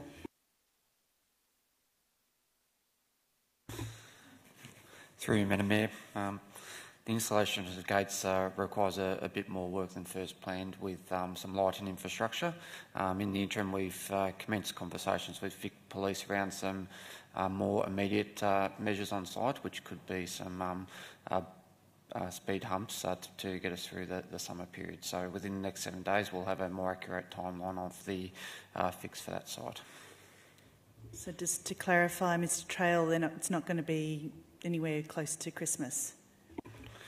Through you, Madam Mayor, the gates are not possible to install before Christmas. That is why we are looking at these alternate measures to have something in place prior to Christmas. Thank you. And my second question was, what are the next steps to speed up the process for a fence or a covering on the dilapidated and burnt out building at 1 to 7 Waterfront Place so that the tourists don't think our city is a dump? Mr Trail again. Through you, Madam Mayor, we're aware the owner's representative has engaged a fencing contractor and a building surveyor to install a fence at 1 to 7 Waterfront Place. We have spoken directly with the fencing contractor. We are aware he would like to start next week, subject to getting all the permits in place. Within the next week, we're expecting to have a timeline and construction dates known for when that fence would be installed by the owner's representative. So there won't be any issues around the permits? That's likely to be a straightforward process? Through you, Madam Mayor, we're aware the heritage permit has already been acknowledged and granted. The site from Mervoc has given consent for a fence. It is reliant on the fencing contractor getting a building permit. We're aware that they've started those conversations and we'll know further information in the next 48 hours. Thank you, Mr Trail. Any further questions, councillors? If not, we'll move on to item 8, which is the presentations of reports. First up is 8.1, which is the presentation of the CEO report, issue 39. And, councillors, we don't have anyone that's requested to speak from the public. Do you have any questions of the officers, councillors? Councillor Simic. On page 6, it notes that community engagement commenced on 30th of October and continued through to 4th of December on our integrated transport strategy. Could officers provide some information regarding interim information about how many responses were received and what sort of participation there was with the consultation? Ms Ferrars-Miles. Through you, Madam Mayor, as indicated in the CEO report, the consultation only closed this Monday, just gone, and so I can't provide any numbers or details in terms of we're just currently collating that information, and I can provide more information to councillors once we've done that work. Thank you. Any other questions, councillors? If not, we have an officer's recommendation. Councillor Pearl to move that. Councillor Simic to second. Councillor Pearl, would you like to speak to the motion? Councillor Simic, would anyone else like to speak? No? Then I'll put that motion. All those in favour? That's carried unanimously. We'll move to item 8.2, which is the City of Port Phillip's submission to smart planning and reforming the Victorian planning provisions. We've got no members of the public that's requested to speak. Councillors, do you have any questions of the officers? No? Then we have an officer's recommendation. Do I have a mover for that? Councillor Simic, you're on fire tonight. Do I have a second? Councillor Crawford. Councillor Simic, would you like to speak to the motion? Just to thank the officers for preparing a report. Broadly agree with the officers' assessment that the proposals are likely to improve the structure, usability, provide clearer assessment pathways for specific uses and development, and ultimately will facilitate the development of one-stop shop provision for simple proposals. So thanks to the officers for a well-considered response and look forward to next steps on this. Councillor Crawford? No, would any other councillor? Councillor Brand. Yes, I just also want to thank the officers for such a thorough and comprehensive report. And there, buried within it, there are some very, very interesting provisions that they are going to be, I guess, lobbying the state government on, including one which I just want to make sure I'm not wrong, on vertical zoning. Is it? I can't answer the question. I think there's some really fantastic pieces of advocacy buried within this report, which are going to be interesting in their own right, and the whole reform of the planning system needs this. Our submission provides actually a pretty thorough framework for all of the things that we're interested in and aspiring to. Thank you, Councillor Brand. Anybody else wanting to speak to this item? If not, Councillor Simic, would you like to close? No? Then I'll put that motion. All those in favour? That's carried. Councillor Gross, did you put your hand up then? Yep, unanimously. Thank you. Right, 8.3, which is item providing Council's in-principle support for the St Kilda Road Safety Improvement Project. Again, no members of the public have requested to speak. Councillors, do you have any questions of the officers? Councillor Copsey. Thank you. So I have a couple of questions about, thanks to the officers for preparing this report and getting it to us in a timely manner. There are some points that are made at around 3.6 of this report, which specify the outcomes that council is seeking in order to have an effective and safe solution for St Kilda Road, which is obviously a high priority for this council. Can officers comment on... We've asked for Vic Roads and the government to satisfy City of Port Phillip that the option will be safe and easy to access, particularly for vulnerable road users. So can officers comment on the extent to which they're confident, based on the public information available currently, that the option satisfies that requirement? Through you, Madam Mayor. As noted in the report, the office and recommendation at this point in time is for conditional support for the project, and this is one of the key elements that we believe needs more work in terms of there's been a limited number of publicly available in terms of the communications. There's been an indicative cross-section of how the project would be could be seen in St Kilda Road, but the state government has yet to do a full concept design for the whole length of the street. It's 5.3 kilometres, the project. And so what we're saying is we're really encouraging the state government to do that work and looking forward to this principle being realised. Thank you, Ms Ferrars-Miles. Councillor Copsey. Just wanted to pull out a couple of the specific points that we're looking to secure for City of Port Phillip to be satisfied that this is a good solution for our community, which is safe and convenient access to and from the central safety zone for local streets and paths, and ask whether what's leading to the requirement as specified there. Through you, Madam Mayor, the reason for that requirement is, generally speaking, in the urban environment, bike lanes are normally adjacent to land uses, and so the bike lanes are either next to the footpath or next to parked vehicles or the traffic lane, and so it is reasonably easy and safe, depending on the circumstances, for people to exit the bike lane and to get to their destination with the land use quite close by. We understand now for the St Kilda Road project that there is an option that the state government's pursuing called the Central Safety Zone, which means that bike riders will be located in the centre area of the carriageway.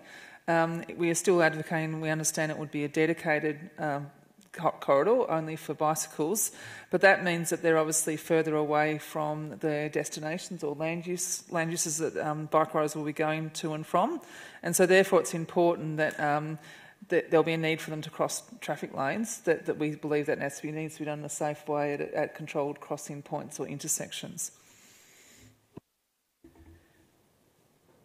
Oh, Councillor Copsey.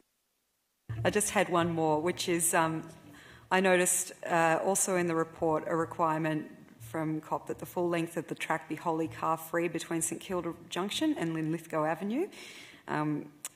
If officers can comment on why we consider that that's an important feature.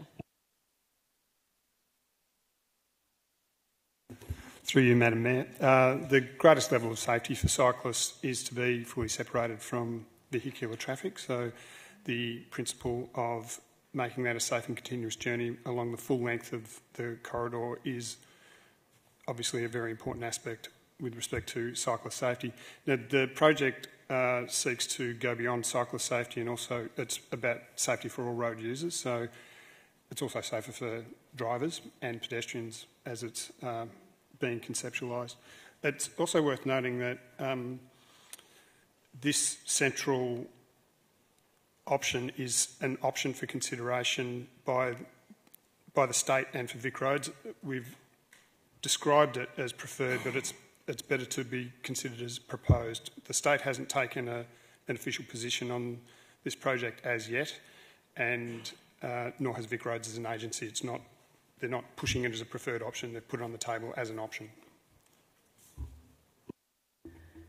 Ms Ferrars-Miles, I've got a couple of questions, and I'm wondering whether we should whether you would think about we should have in our recommendation that the central bike lane integrates with a new train station, and whether we should say that we recommend additional bike parking in the train station as part of that.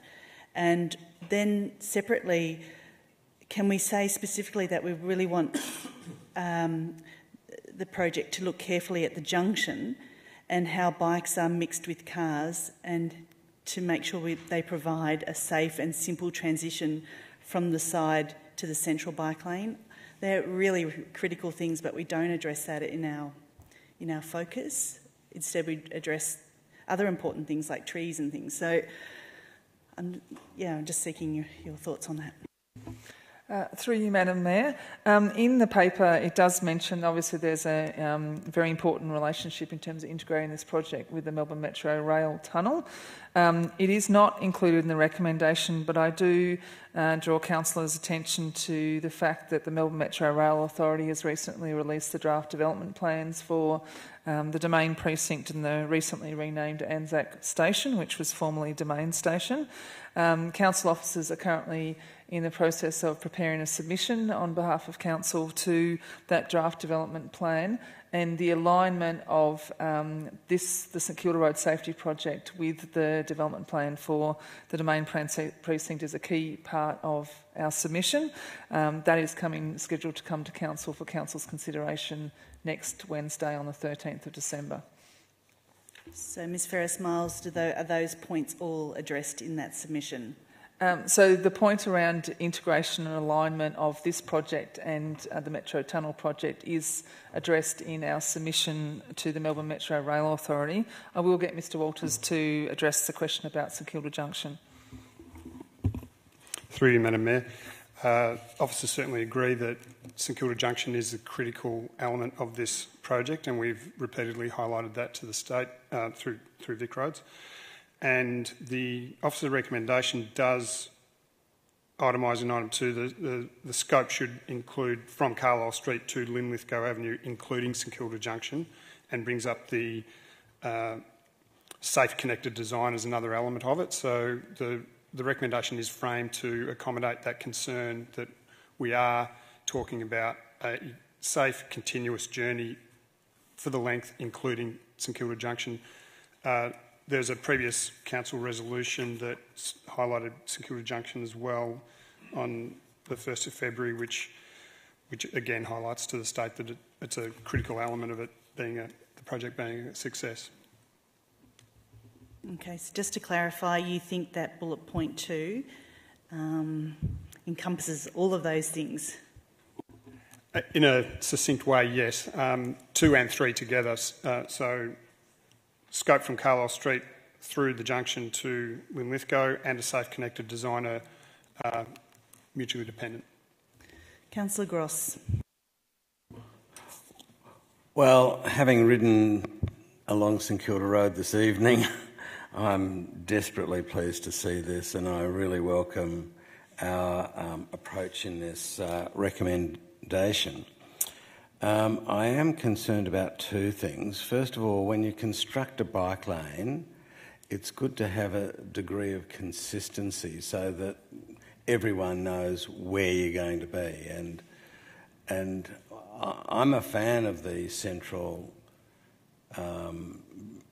provision of that bike lane, but because it stops the problems with conflicts with left-hand turning cars. But is there a problem that drivers and pedestrians will have to deal with different conditions because the bike lanes go from the side to the centre? Is that a big problem or what manageable problem? Through you, Madam Mayor. I think it would be fair to state that a consistent treatment along its length would be ideal. South of the junction, we have a different road environment and a great many trees along the central median that exists. So it's difficult to envisage a central corridor continuing south of the junction, regrettably. And it does represent a challenge. St Kilda Junction is what you might call a rather diabolical confluence of cars, trams, people in all forms of transport, and indeed, obstacles and challenges. So it is a challenge for Vic Roads to come up with a workable solution. It's possibly somewhat mitigating in that people enter and leave the, and it's a point we've made throughout the process, they use the proposed corridor to come on and off all the way along its length. So not everyone is going to go all the way from Carlisle to the city. So for many users, they'll have a consistent experience depending on when they come on and off. And those who do use it for its full length will become reasonably, and the car users as well, will become acclimatised and understand how the road configuration works, because they will be regular users of it. It's not ideal, but it does mitigate that issue slightly, but it remains a challenge for Vic Roads as the lead agency to come up with a design. Yeah, it's very difficult. Finally, just one word answer. Do we have any idea how we'll deal with the junction in terms of taking the bikes from the left-hand side to the centre? Is there any solution that occurs to you? Through you, Madam Mayor, we do believe it's going to have to be a two-part solution, so there's going to have to be an interim design with this project, and as Mr Walters indicated, we're advocating and working quite closely with Transport Victoria for a much bigger revision of and reconfiguration of that junction. The safest way in terms of an option would be to think of bicycle lights, so that the bicycles actually have their own phase in traffic lights, that they could actually have safe access through the junction. That is one mechanism that could be used. Oh, okay. So there is some tools in the traffic engineering toolkit, so to speak, that you could use as an interim solution to, allow safe access for bicycles. Of course, things like traffic lights, it's about making choices about time. So if you give traffic light time to bicycles, then you're reducing traffic light time for private vehicles. So there is a balance between how you would design it. But I do believe that there are, like I said, tools in the traffic engineering toolkit that you could design a safe access for bicycles through the junction area. Councillor Bond. There were media reports back in April or May that stated that the City of Port Phillip was against this proposal on the basis that it was dangerous, and we called for it to be dumped. Was this ever our official position? And if so, what has changed between then and now for us to be recommending support for this proposal? Through you, Madam Mayor. With respect to the issues that were raised in the media, there was a media release on the 14th of April. Those issues that were raised criticising the proposed central corridor are reflected in the officer's recommendation and picked up in the 4 dot points, namely that we're seeking effective community engagement, the scope to continue along its full length, a safe connected design and minimising the loss of street trees and the reduction in the on-street parking.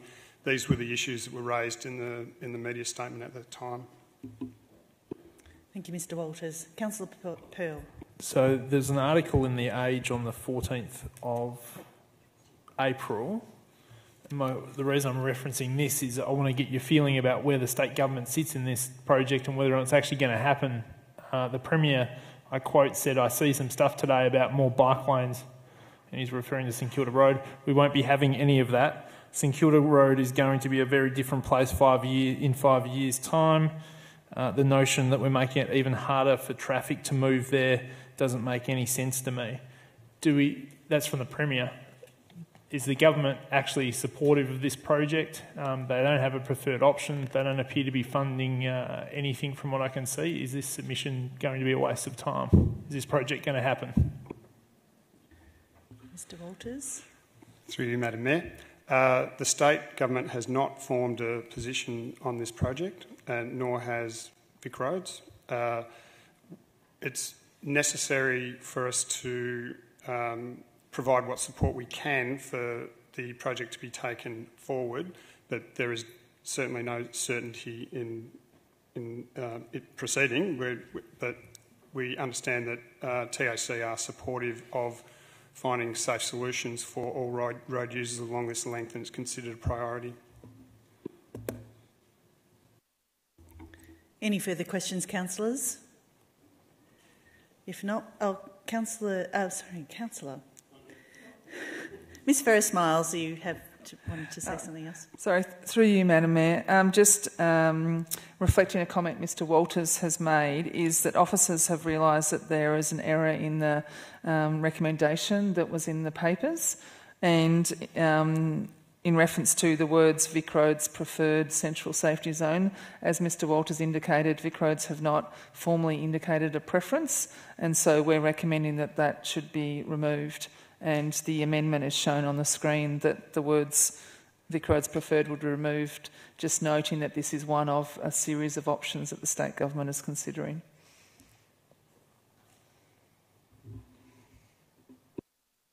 Thank you for that. Councillor Copsey? Oh, Councillor Gross has already moved, but you can second if you like. Councillor Gross, would you like to speak to that motion?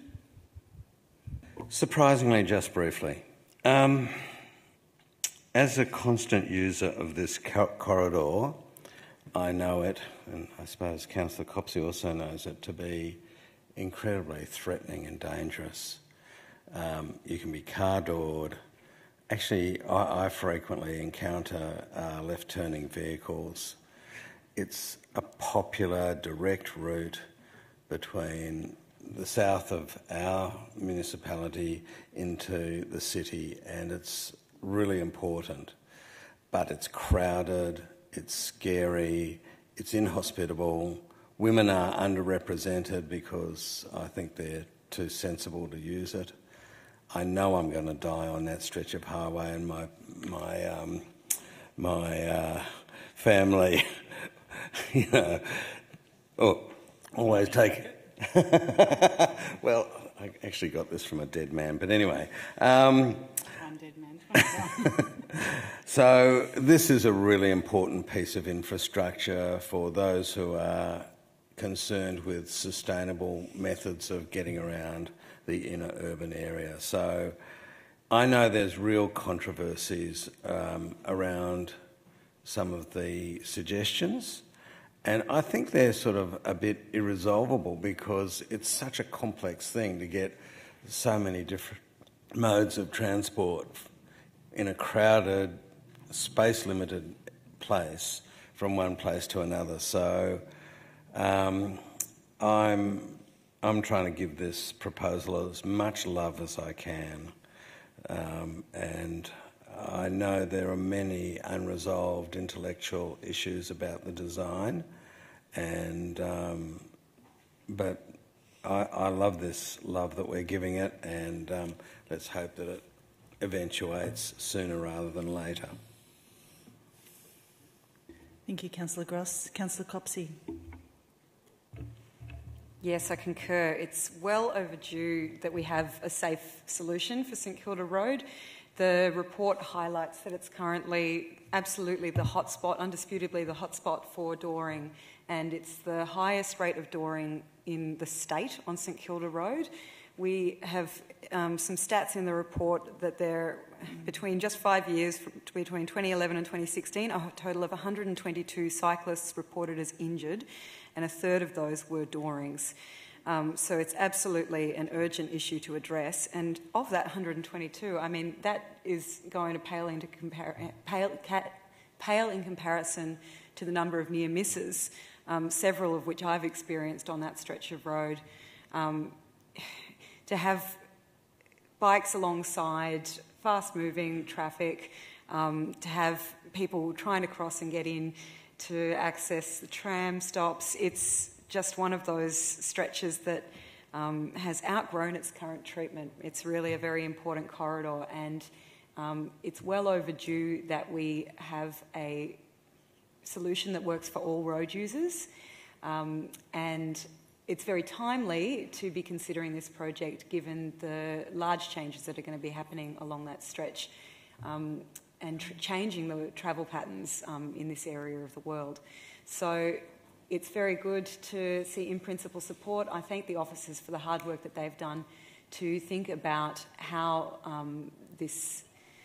what's going to be really a regional transport piece of infrastructure can be most effectively integrated for local users as well. Especially, I think it's great to see the focus on asking for effective community engagement so that we can make sure that this, as well as being a necessary piece of infrastructure, is one that serves road users very well. It's just so far past time, and it's quite sad to see that a number, we see so many road projects getting the ticks, and I feel like cycling infrastructure is always the poor cousin.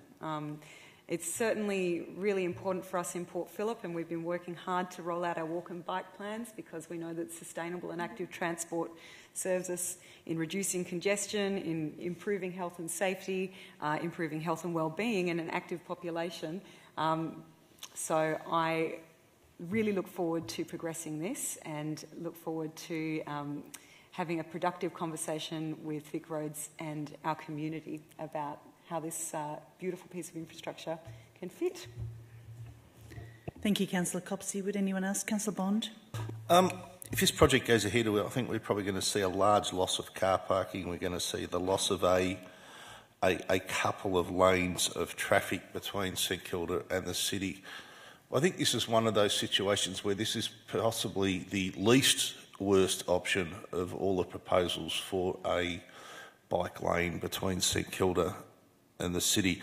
This proposal has lots of problems. It's shifting bikes from Copenhagen lanes south of the junction. There's the unresolved issue of how bikes get through the junctions. Then in the middle we cross over into the centre, so cyclists and pedestrians and cars need to cope with a different set of traffic conditions all the way up to Toorak Road, and we still have no idea what's happening north of Toorak Road and how the bikes will get through the new Domain train station.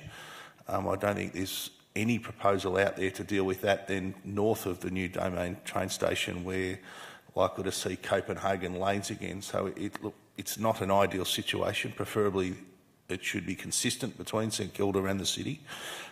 Clearly that's not going to be the case, so this is definitely one of those least worst options. It does get or will get cyclists relatively safely from St Kilda to the city. It's not perfect. There's plenty of issues. There's plenty of unresolved sections in there that are going to take a lot of work and cause a lot of headaches, and we're going to lose car parks, which will impact businesses down there, and we're going to lose traffic. But I think it's probably one of those projects that needs to be done, and the sooner we agree to do it, the sooner we can start working on solutions to all these unresolved issues that we all know exist. Thank you, Councillor Bond. Anyone else wanting to speak? Councillor Baxter? Look, I'll be brief, but basically I would sort of echo the things that Councillor Copsey and Councillor Bond have said in terms of that this is not how I would design the solution, but I understand that that there are quite a lot of difficulties in that. The issue with the junction is a real worry, and how people will get through that on bikes.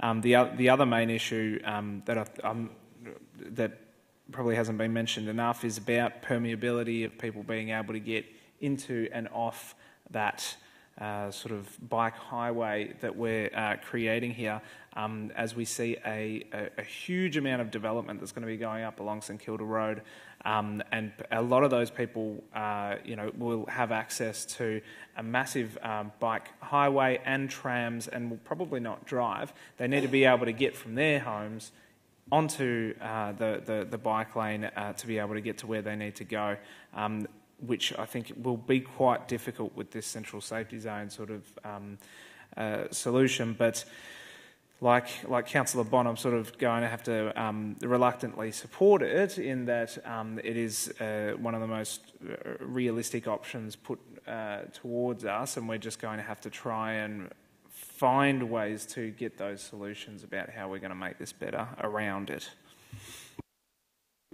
Councillor Brand. I'm certainly going to support it, but I am perplexed by it. I think I'm astonished by the number of anomalies that are in it, all of the different changes at the junction and apparently at the Domain station from middle to side. It astonishes me that this is possible. Another anomaly that astonishes me is on the world's busiest tram route. I've not seen one skerrick of consideration given to what the future format of the tram system should be there.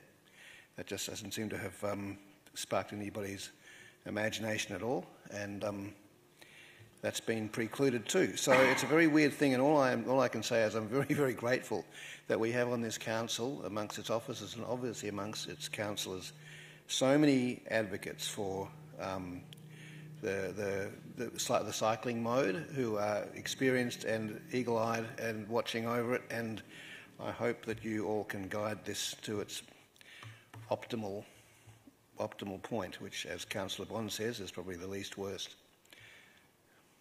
Good luck with it. Thank you. Thanks, Councillor Brand. Anybody else? Then, Councillor Gross, would you like to close? I'd just like to say two things. First of all, in relation to Councillor Copsey's point about the car doorings, I mean, I've been car doored 3 times and yet have never reported that once. That's not only because I'm incredibly brave and stoic, but because... or either.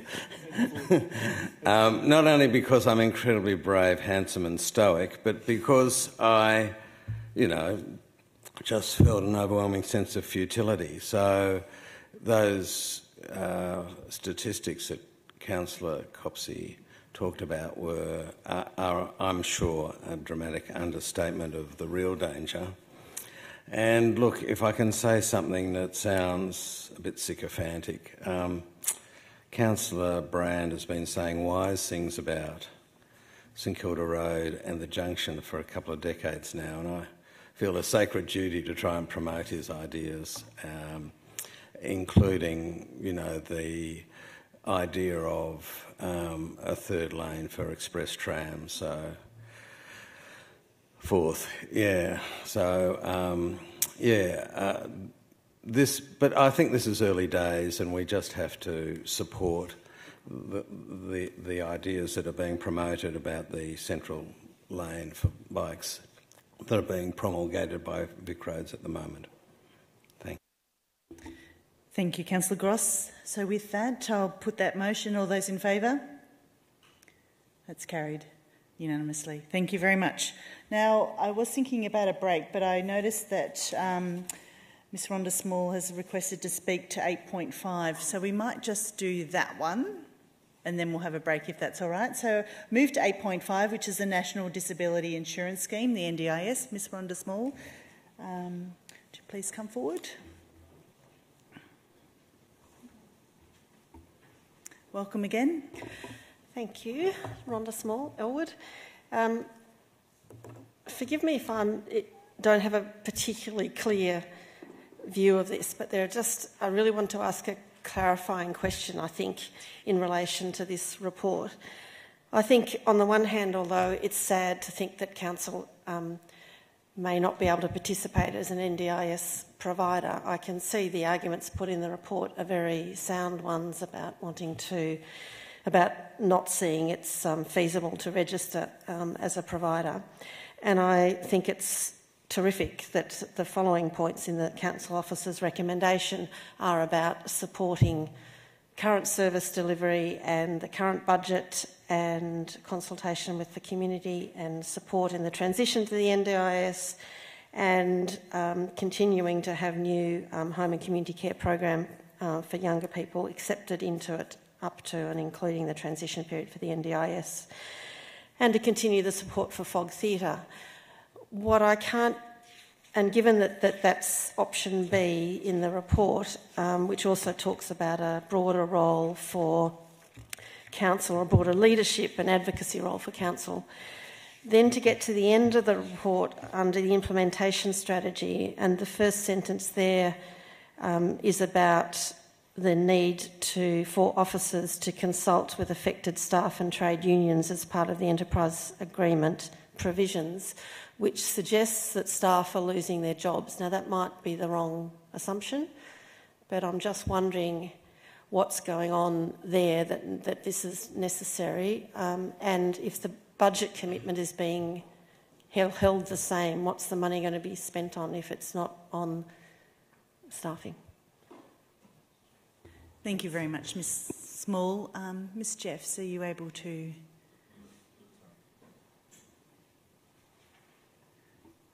address those questions?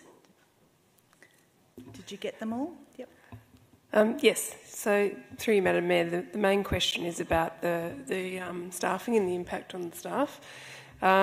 So, City of Port Phillip Enterprise Agreement contains some reasonably extensive clauses on staff consultation. So, that information in the report refers to our obligations under our enterprise agreement to engage early with staff regarding any changes. So it does not refer to staff losing their jobs. Thank you. Any other? So that's the end of the public question time. Councillors, do you have any questions of the officers? Councillor Crawford? I just wanted to clarify the fact that if Council makes the decision not to register as an NDIS provider currently, that does not preclude us from in the future making an alternative choice. That's correct, Council. Through the Mayor. That's correct. Councillor Baxter. Just to clarify, does Council... I think I know the answer is, does Council provide any services currently that we wouldn't be able to provide by not registering as an NDIS provider? Through you, Madam Mayor. The Council currently provides what's known as entry-level services, so we're not a specialist disability service provider. Having said that, there would be some line items in the NDIA price guide around social support, community inclusion that we currently provide within that entry-level service. It would be the intensity, the hours, the consistency and the specialism that would be different. Thank you. Any further questions, councillors? Councillor Brand, sorry, I didn't see your hand there. Thank you. I wonder if an officer could just outline the contribution of the national competition requirements for providers competing in this new market. How that particular factor has contributed to the difficulty of council performing as a possible provider under this scheme. Madam Mayor, through you. The National Competition Policy is a federal government policy which prevents government, including local government, from subsidising services to compete with the private sector. So what that means is that Council does currently, as you can see in the report, subsidise the service provision as it stands, and if it were an NDIS provider, that subsidy would increase markedly. That would mean that a private for-profit company could and most likely would make a successful claim under the National Competition Policy to stop us doing that, and we'd have 30 days to withdraw. Thank you. Councillor Simic. I note that Councillor Gross also had his hand up. I'll be very quick. What steps are we going to take as a council to continue to monitor the rollout of the NDIS and look at further opportunities or the necessity for us to fill any gaps that are created as a result of the rollout? Through you, Madam Mayor. We have dedicated some staff specifically to support clients through transition to the NDIS, and we've also been mapping the non-government sector provider market to give us a level of insurance prior to writing this report that we didn't need to register. Should that situation change, if we're not a registered provider, we are free to work with providers to incentivise them to come into the city, and we're free to work with them on meeting the gaps, and also with the local area coordination service. Were we to be a provider, we would be a competitor in that space. Councillor Gross. So the fear of people who are looking at this proposal is that it might be exciting to have client choice and client expenditure decisions, but there is a fear that vulnerable people could be ripped off. Now, as I understand it, the main protection is that there's going to be disability plans formulated for each client by the appointed group, which is in this area the Brotherhood of St Lawrence. Am I correct in that understanding, and will that provide the sort of protection from exploitation that many of us fear? Through you, Madam Mayor. That's only one level of protection, Councillor. So currently the Quality and Safeguards framework is administered by the Victorian Government. That will move to a national framework with the National Disability Insurance Agency. So you'll have consistency across states and territories for those safeguards. One of the things that will be included in that is the current Disability Worker Exclusion Scheme, which is a state government scheme that basically registers people who've been carers, who've been found to be abusive, will become a national scheme. So there really will be nowhere to hide for those people. Great. Any further questions, councillors? If not, we've got an officer's recommendation. I have a mover, Councillor Copsey, and a seconder, Councillor Gross. Councillor Copsey, would you like to speak to the motion?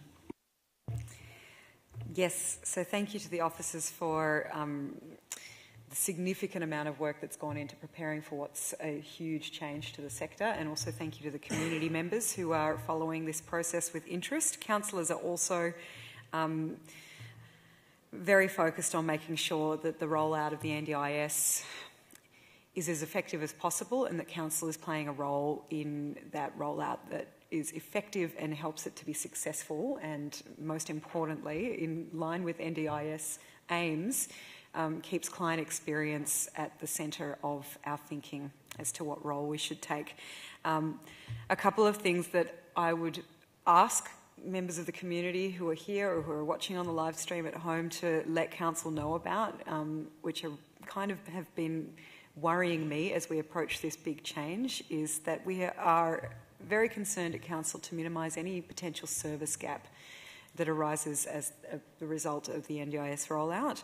We have early on in the process, I acknowledge, seen some horror stories emerging from the sector around people who have been unable to access providers of last resort, and people who have a disability but who have ended up being placed in jail because there's not a service available in a market to meet their needs, which is really, really distressing. If anyone hears about emerging areas or gaps in our municipality, I'd urge you to get in touch with council so that we can liaise with our local NDIS liaison and make sure that that system is functioning. One of the biggest areas of concern for me is that in the city of Port Phillip, we actually have a relatively high proportion of people who are living with mental illness, who will not be covered by NDIS, who wouldn't necessarily be an NDIS eligible client. And we know that many of the programs that we run that focus on social inclusion and life skills are accessed by that cohort, not just NDIS. So it's certainly at the forefront of council's mind as we approach this issue, that we're trying to make sure that people don't get left behind, that the services that council does continue to provide are targeted at people who need them, and to monitor any gaps that are emerging. But thank you very much to the officers. I've got confidence that we are applying rigour and taking a really community-focused approach to this. So I'm optimistic.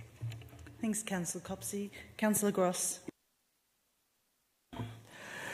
Okay, I just wanted to make a couple of points about 1.1, which is about our resolution not to become a service provider. So the critical thing here is scale. So I went to an MAV meeting with a lot of councils. They were all said that they were not going to be service providers. So it was universal, because they didn't have scale. Now, I looked at the room and I said, you can't be serious, because you get together and you've got scale. It was a room full of people who actually could have scale, but there was no appetite for the huge convulsive changes that would have been required for sort of like a merger and amalgamation to compete in this market. So I just wanted to say to anyone who cares about this issue and about Council's long and noble tradition of servicing these vulnerable clients that there is no way we would have the economies of scale and unless we combined with other councils, and there is absolutely no appetite to do that. So that's the first thing I wanted to say. The second thing I wanted to say is I'm really excited about this new funding model because it's all about empowering the clients to make the decisions, and we had this fascinating briefing, which I have to share with you, where we went to the trial model from Barwon, and the evidence from Barwon was that it led to a whole array of new, vibrant, popular services that were being sought for and obtained by the NDIS clients. So it is exciting that there's going to be competition, and competition will call forth, you know, better and services and more appropriate services. So I'd like to thank the officers for that fantastic briefing, and I look forward with, you know, to seeing that being replicated in Port Phillip. Of course, the only thing was exploitation and problems, and as we've seen, there are a number of protections against that. So I'm looking forward with optimism when Veterans Affairs asked councils in Victoria to stop providing the services and transitioned to new providers. It was a very convulsive and scary change, but we handled it, the diggers handled it, and it all worked. And I really hope that that's the outcome here. You know, I could go through all of these things, and I won't, but I think it's a strong recommendation, and I think that the officers have immersed themselves into the potentialities and problems of the NDIS, and we're making a sound decision. Thank you, Councillor Gross. Any further person? Councillor Brand? Yes, I'll be supporting this recommendation, but I am sort of shocked and amazed by the whole situation that we find ourselves in, and feel very, very torn by the situation that Council finds itself in, deciding not to be a provider in this field. It's something which Council has done for a long time, and has done it very well, I think. But certainly the new model offers, you know, a fantastic new world for people with disabilities, and you know it is a very exciting thing that's happening. But when we look at our home and community care program, a large majority of the people that we provide in that service won't be eligible for the NDIS scheme. The ones that are will take their new found funding and go and find providers to their taste and their needs, which is fantastic. I'm absolutely delighted with that. But the majority of the people will then be still needing our services, and we will not be funded to be giving them. So we have to find a way of doing that. Council was reduced, in a sense, to being a gap filler, which is actually one of its very traditional roles anyway, plugging the gaps in the market where the market doesn't serve. This is a very, very big gap that we're going to have to be working to fill. And I'd be very proud to do that. And working to fill gaps, being a gap filler is an inefficient way of providing services, by definition almost.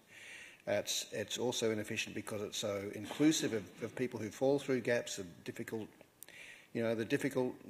ones, the complicated ones. So, well, I think we're going to be proud doing that. Another traditional role of council is as advocate, and we'll be doing that, and I suppose being a bridge over the gaps by being an advocate and providing help and advice. These are all very, very good roles for council to play, and well, I look forward to us doing that very, very well. Thank you, Councillor Brand. Councillor Crawford. So my uncle has Down syndrome, and I know how for many years my gran didn't want to pass away because she wanted to hang around and make sure that he was looked after. She didn't make it, but he had 8 other brothers and sisters who looked out for him. So this one is very close to my heart, and I have had a lot of worry around it. Looking at the recommendation, I will be supporting it because I realise in terms of actually becoming a provider, it's not feasible. But I'm very assured, and I want to thank the staff, the council officers, that we are not stepping out of the space of caring for the people in our community. We are just taking on a slightly different role.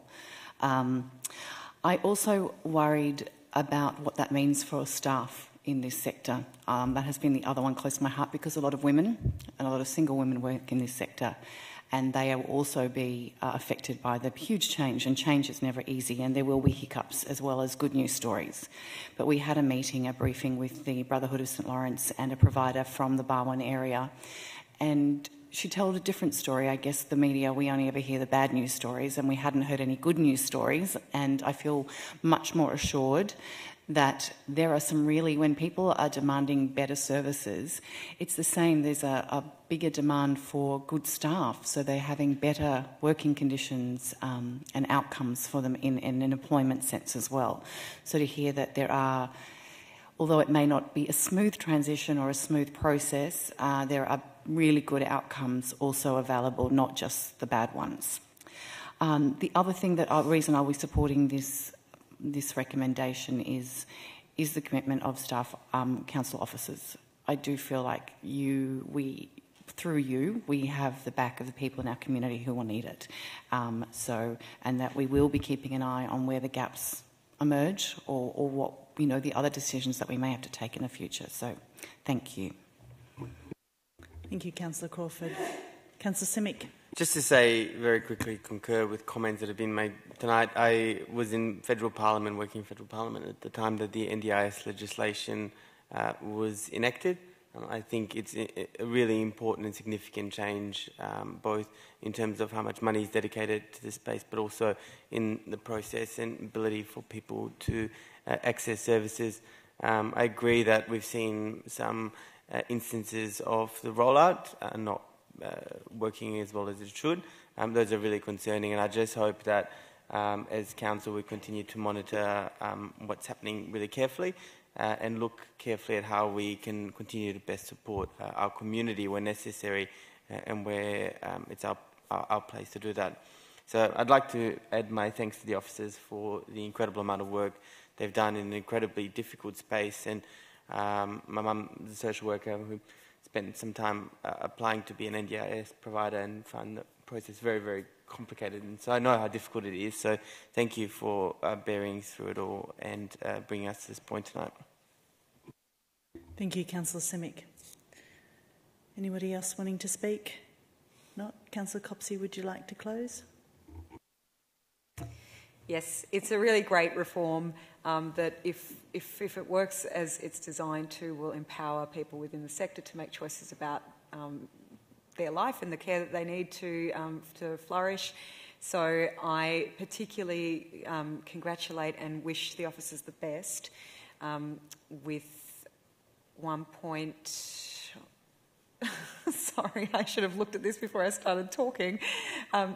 With 1.5, which is to support clients to transition effectively and hopefully get the best outcomes we can for NDIS rollout locally. Thank you. So I'll now put that motion. All those in favour?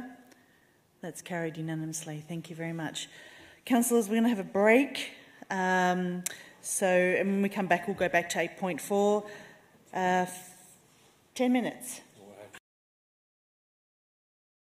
Welcome back. We'll start back on 8.4, which is the proposed road closures of Fawkner Street. Gladstone Street and Railway Place in South Melbourne. Councillors, we don't have any members of the public that have requested to speak to this item. Do you have any questions of the officers?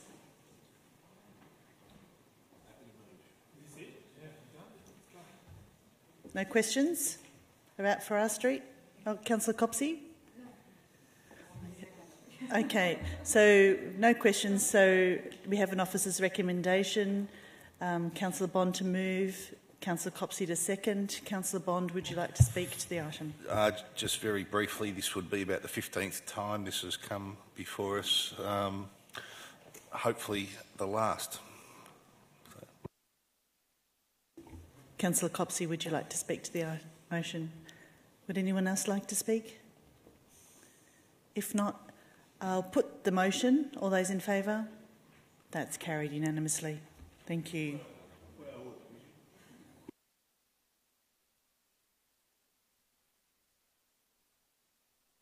We'll move to item 8.6, which is the proposed sale of residential property, 122 Nott Street, Port Melbourne. And so we're hearing the submissions following the public advertising.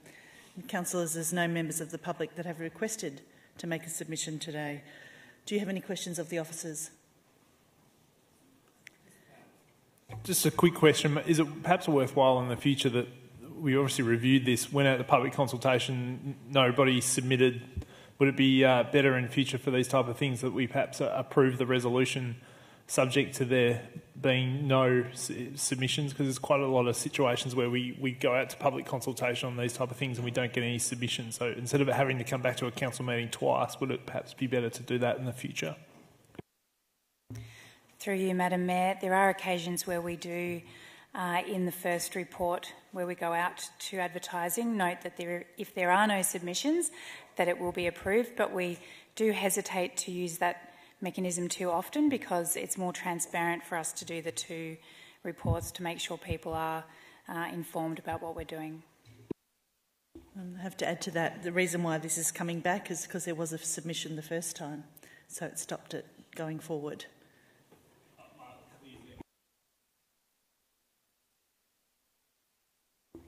Okay, no other questions. Councillors, we have an officer's recommendation. Councillor Bond to move that.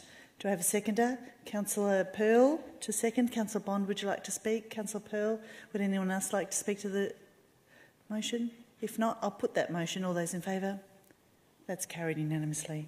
So we'll move to 8.7, which is the new lease for kiosk 2 at 6 Jacka Boulevard, St Kilda. And again, we have no members of the public requesting to speak. Councillors, do you have any questions of the officers? If not, we have an officer's recommendation. Councillor Pearl to move. Councillor Baxter to second. Councillor Pearl, would you like to speak? Councillor Baxter? No? Would anyone else? I'll put that motion. All those in favour? That's carried unanimously. 8.8, which is the proposed discontinuance of sale of road at the rear of 47 Fawkner Street, St Kilda. Again, no members of the public have requested to speak. Councillors, any questions? Councillor Brand. Just looking at the map of this lane, was there any consultation with the neighbours about the sale of this lane area to this particular property owner? I just couldn't see in the report that there was actually a process of consultation or asking them. Through you, Madam Mayor, this is an unusual process, so outside the normal process that we would go through for discontinuing a lane and selling. Normally we would notify all of the surrounding residents, and if anybody wasn't wanted also to purchase it or didn't want the sale to go through, then we would work through that. This, however, is unusual in that it's been absorbed into their property for a long time, and it's also because of the way that it's defined as a road, it means that it fits within the category of potential for an adverse possession, and so the fact that they've already been utilising it, they have the opportunity to claim adverse possession and go through that, which is an arduous process. We've chosen this route for undertaking the sale. Thank you, Ms McNeil. Councillor Copsey.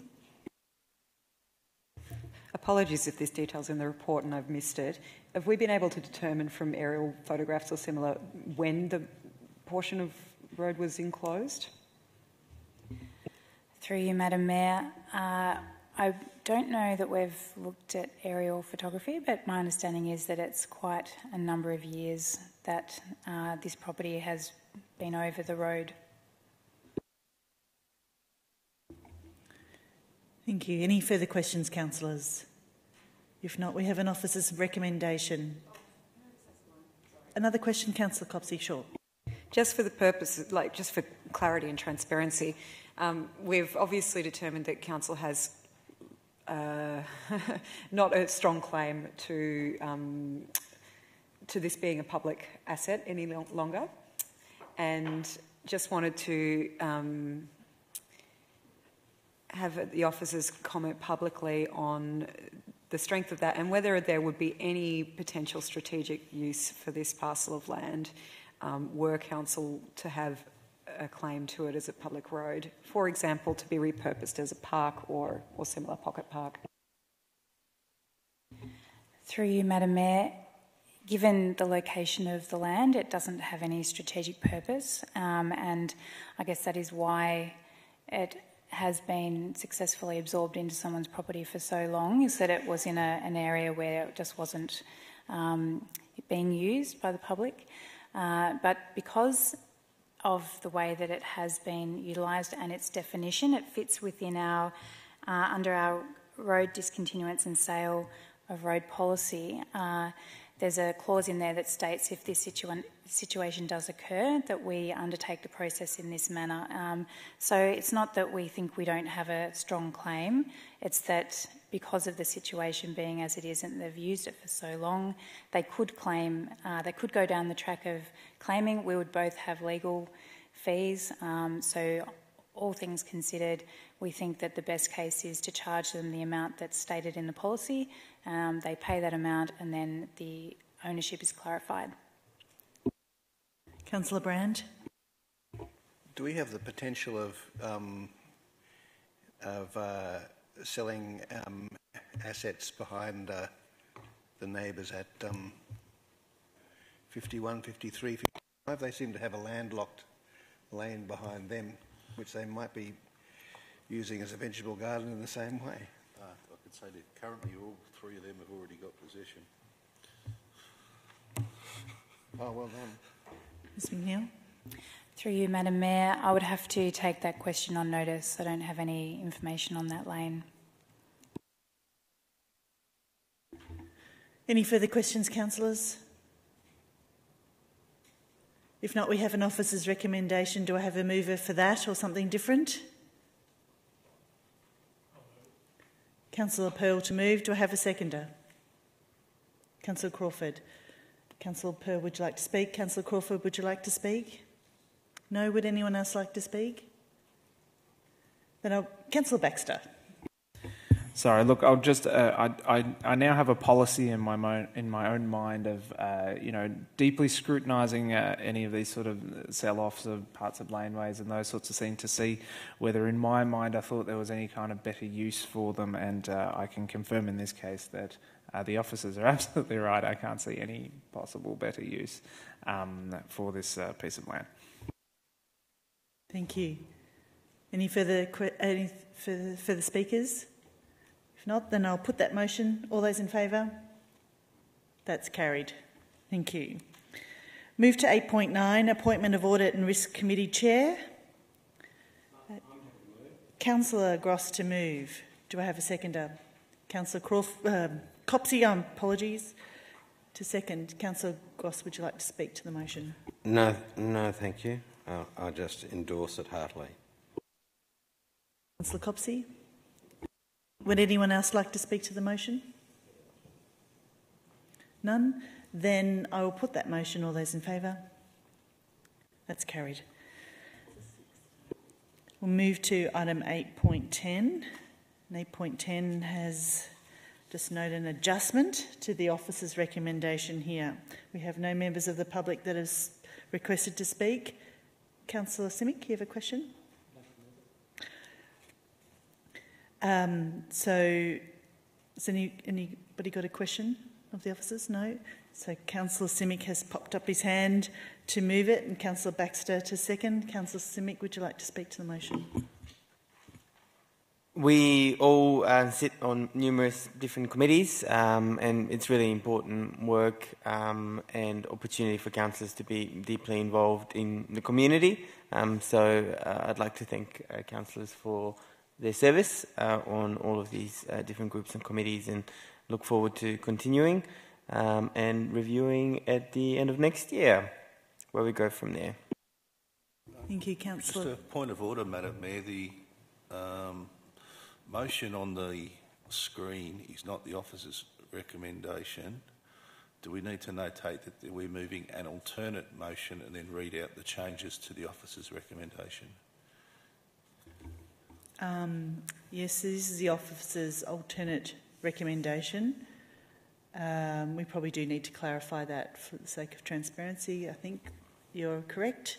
So, Councillor Simic, you were aware that was a change in the recommendation.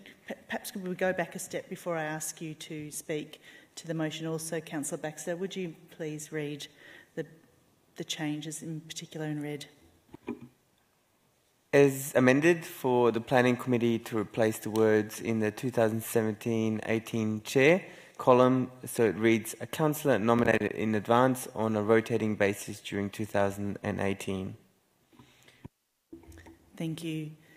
Councillor Simic, did you need to speak to that further, Councillor Simic? Well, just to clarify, this is with respect to the Planning Committee, something that we haven't had for the past year because we've been conducting planning consultations differently, something that we are going to start doing as of next year, and an opportunity for all councillors to rotate the chair. Councillor Baxter.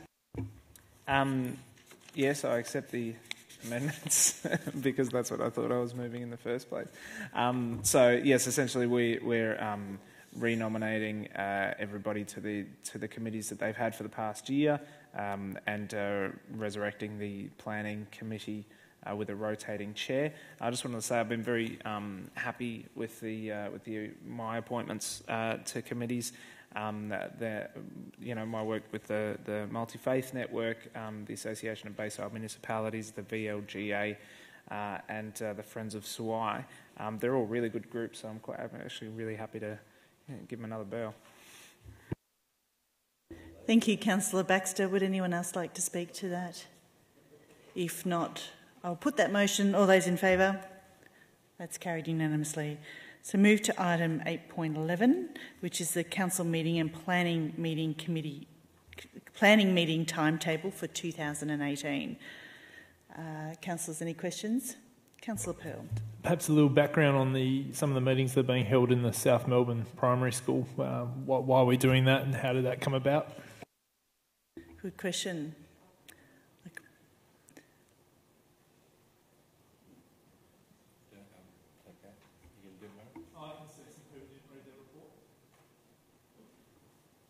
Thank you, Mr. Chick.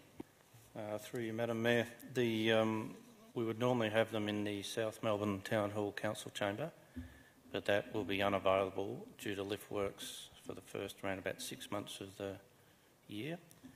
So it was suggested that the primary school site at Ferrars Street would be a suitable venue. So to add to that, Mr. Chick, if I may, we had a look at the new Ferrars Street School and Community Centres a couple of weeks ago, and Councillor Gross and I thought that the new community room there would make an excellent chamber and a good way to introduce the community to our community facilities as well. So the stars aligned. There was an access to the South Melbourne room as well as our, I think, a very noble idea, Councillor Gross, don't you think? So that's how it all came about. Any further questions, councillors? Councillor Pearl to move. Do I have a seconder? Councillor Copsey. Councillor Pearl, would you like to speak? The adjustments in the schedule that you see here, particularly relating to the planning committee, has been to make some adjustments to the councillor meeting times. That your councillors work extremely hard during the year, and hopefully this formula that we've come up with strikes the right balance between community being able to attend meetings at the right time that suits them, and also ensuring that the workload for officers and councillors is appropriate, so you get the best functioning officer and councillor at these meetings. So we'll see how this goes next year, and very much looking forward to getting started back on the 7th of February. Thank you, Councillor Pearl. Councillor Copsey, would you like to speak? Would anyone else like to speak about the timetable? No? Then I'll put that motion. All those in favour? That's carried unanimously. Move to our last item, which is item... Oh, yes, good point. Thank you, Mr CEO. So just I wanted to make a note that an additional council meeting is going to be held next week, which is the 13th of December 2017. So this was originally proposed to be held in St Kilda in this chambers, but given the vast amount of items related to the Port Melbourne area and South Melbourne area, the meeting will be now held in the Port Melbourne Town Hall. So an advertisement to this effect has been placed in this week's Leader newspaper, and council website's been updated. So everyone listening, it's at Port Melbourne next week. Okay, and item 8.12, which is the Assembly of Councillors. Councillor Pearl to move, Councillor Bond to second. Councillor Pearl, would you like to speak? Councillor Bond, would you like to speak? No. Would anyone else like to speak? Then I'll put that motion. All those in favour? That's carried unanimously. All right, now we move to notices of motion, of which there are none tonight. And we'll move to item 10, which is reports by council delegates. Councillors, do we have any reports from the committee meetings? Councillor Baxter? Yes, just to note that I attended Association of Bayside Municipality meeting down in Mornington, and we did a tour of some of the beach works that they've done there in order to make some cliff areas safer, and this sort of knowledge sharing between their officers and our officers that was said to be really valuable, which was fantastic. And it may or may not be true. They said it though, so that's a nice thing. But I also attended the AGM of the Friends of Swai here last night, which was fantastic. Just constantly blown away by the work that that group does. So I just want to give them a shout out. Thanks, Councillor Baxter. Anybody else wanting to do a little report? No? Councillor Simic?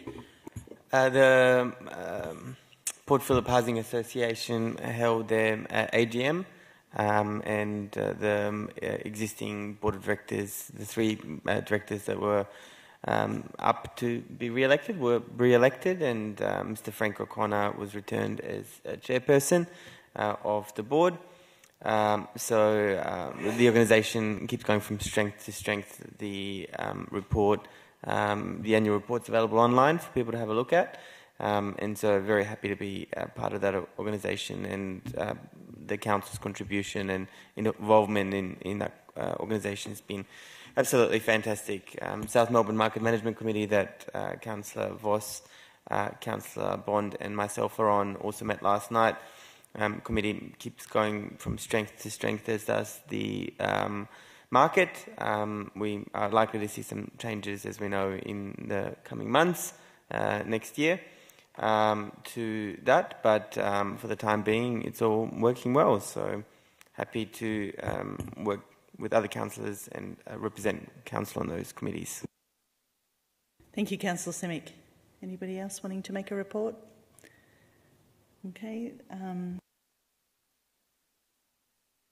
So we'll move on to item 11, which is urgent business, and there is none. So then that's the end. So now next item is item 12, which is confidential matters. So we've got one item, councillors, regarding a contractual and a financial matter relating to land. So I'll now call on a councillor to move that the meeting be closed to the members of the public. Councillor Pearl to move, Councillor Crawford to second. So this meeting be closed in accordance with section 89.2D of the Local Government Act 1989 to consider a confidential item regarding a contractual and financial matter relating to land. So I will now put that motion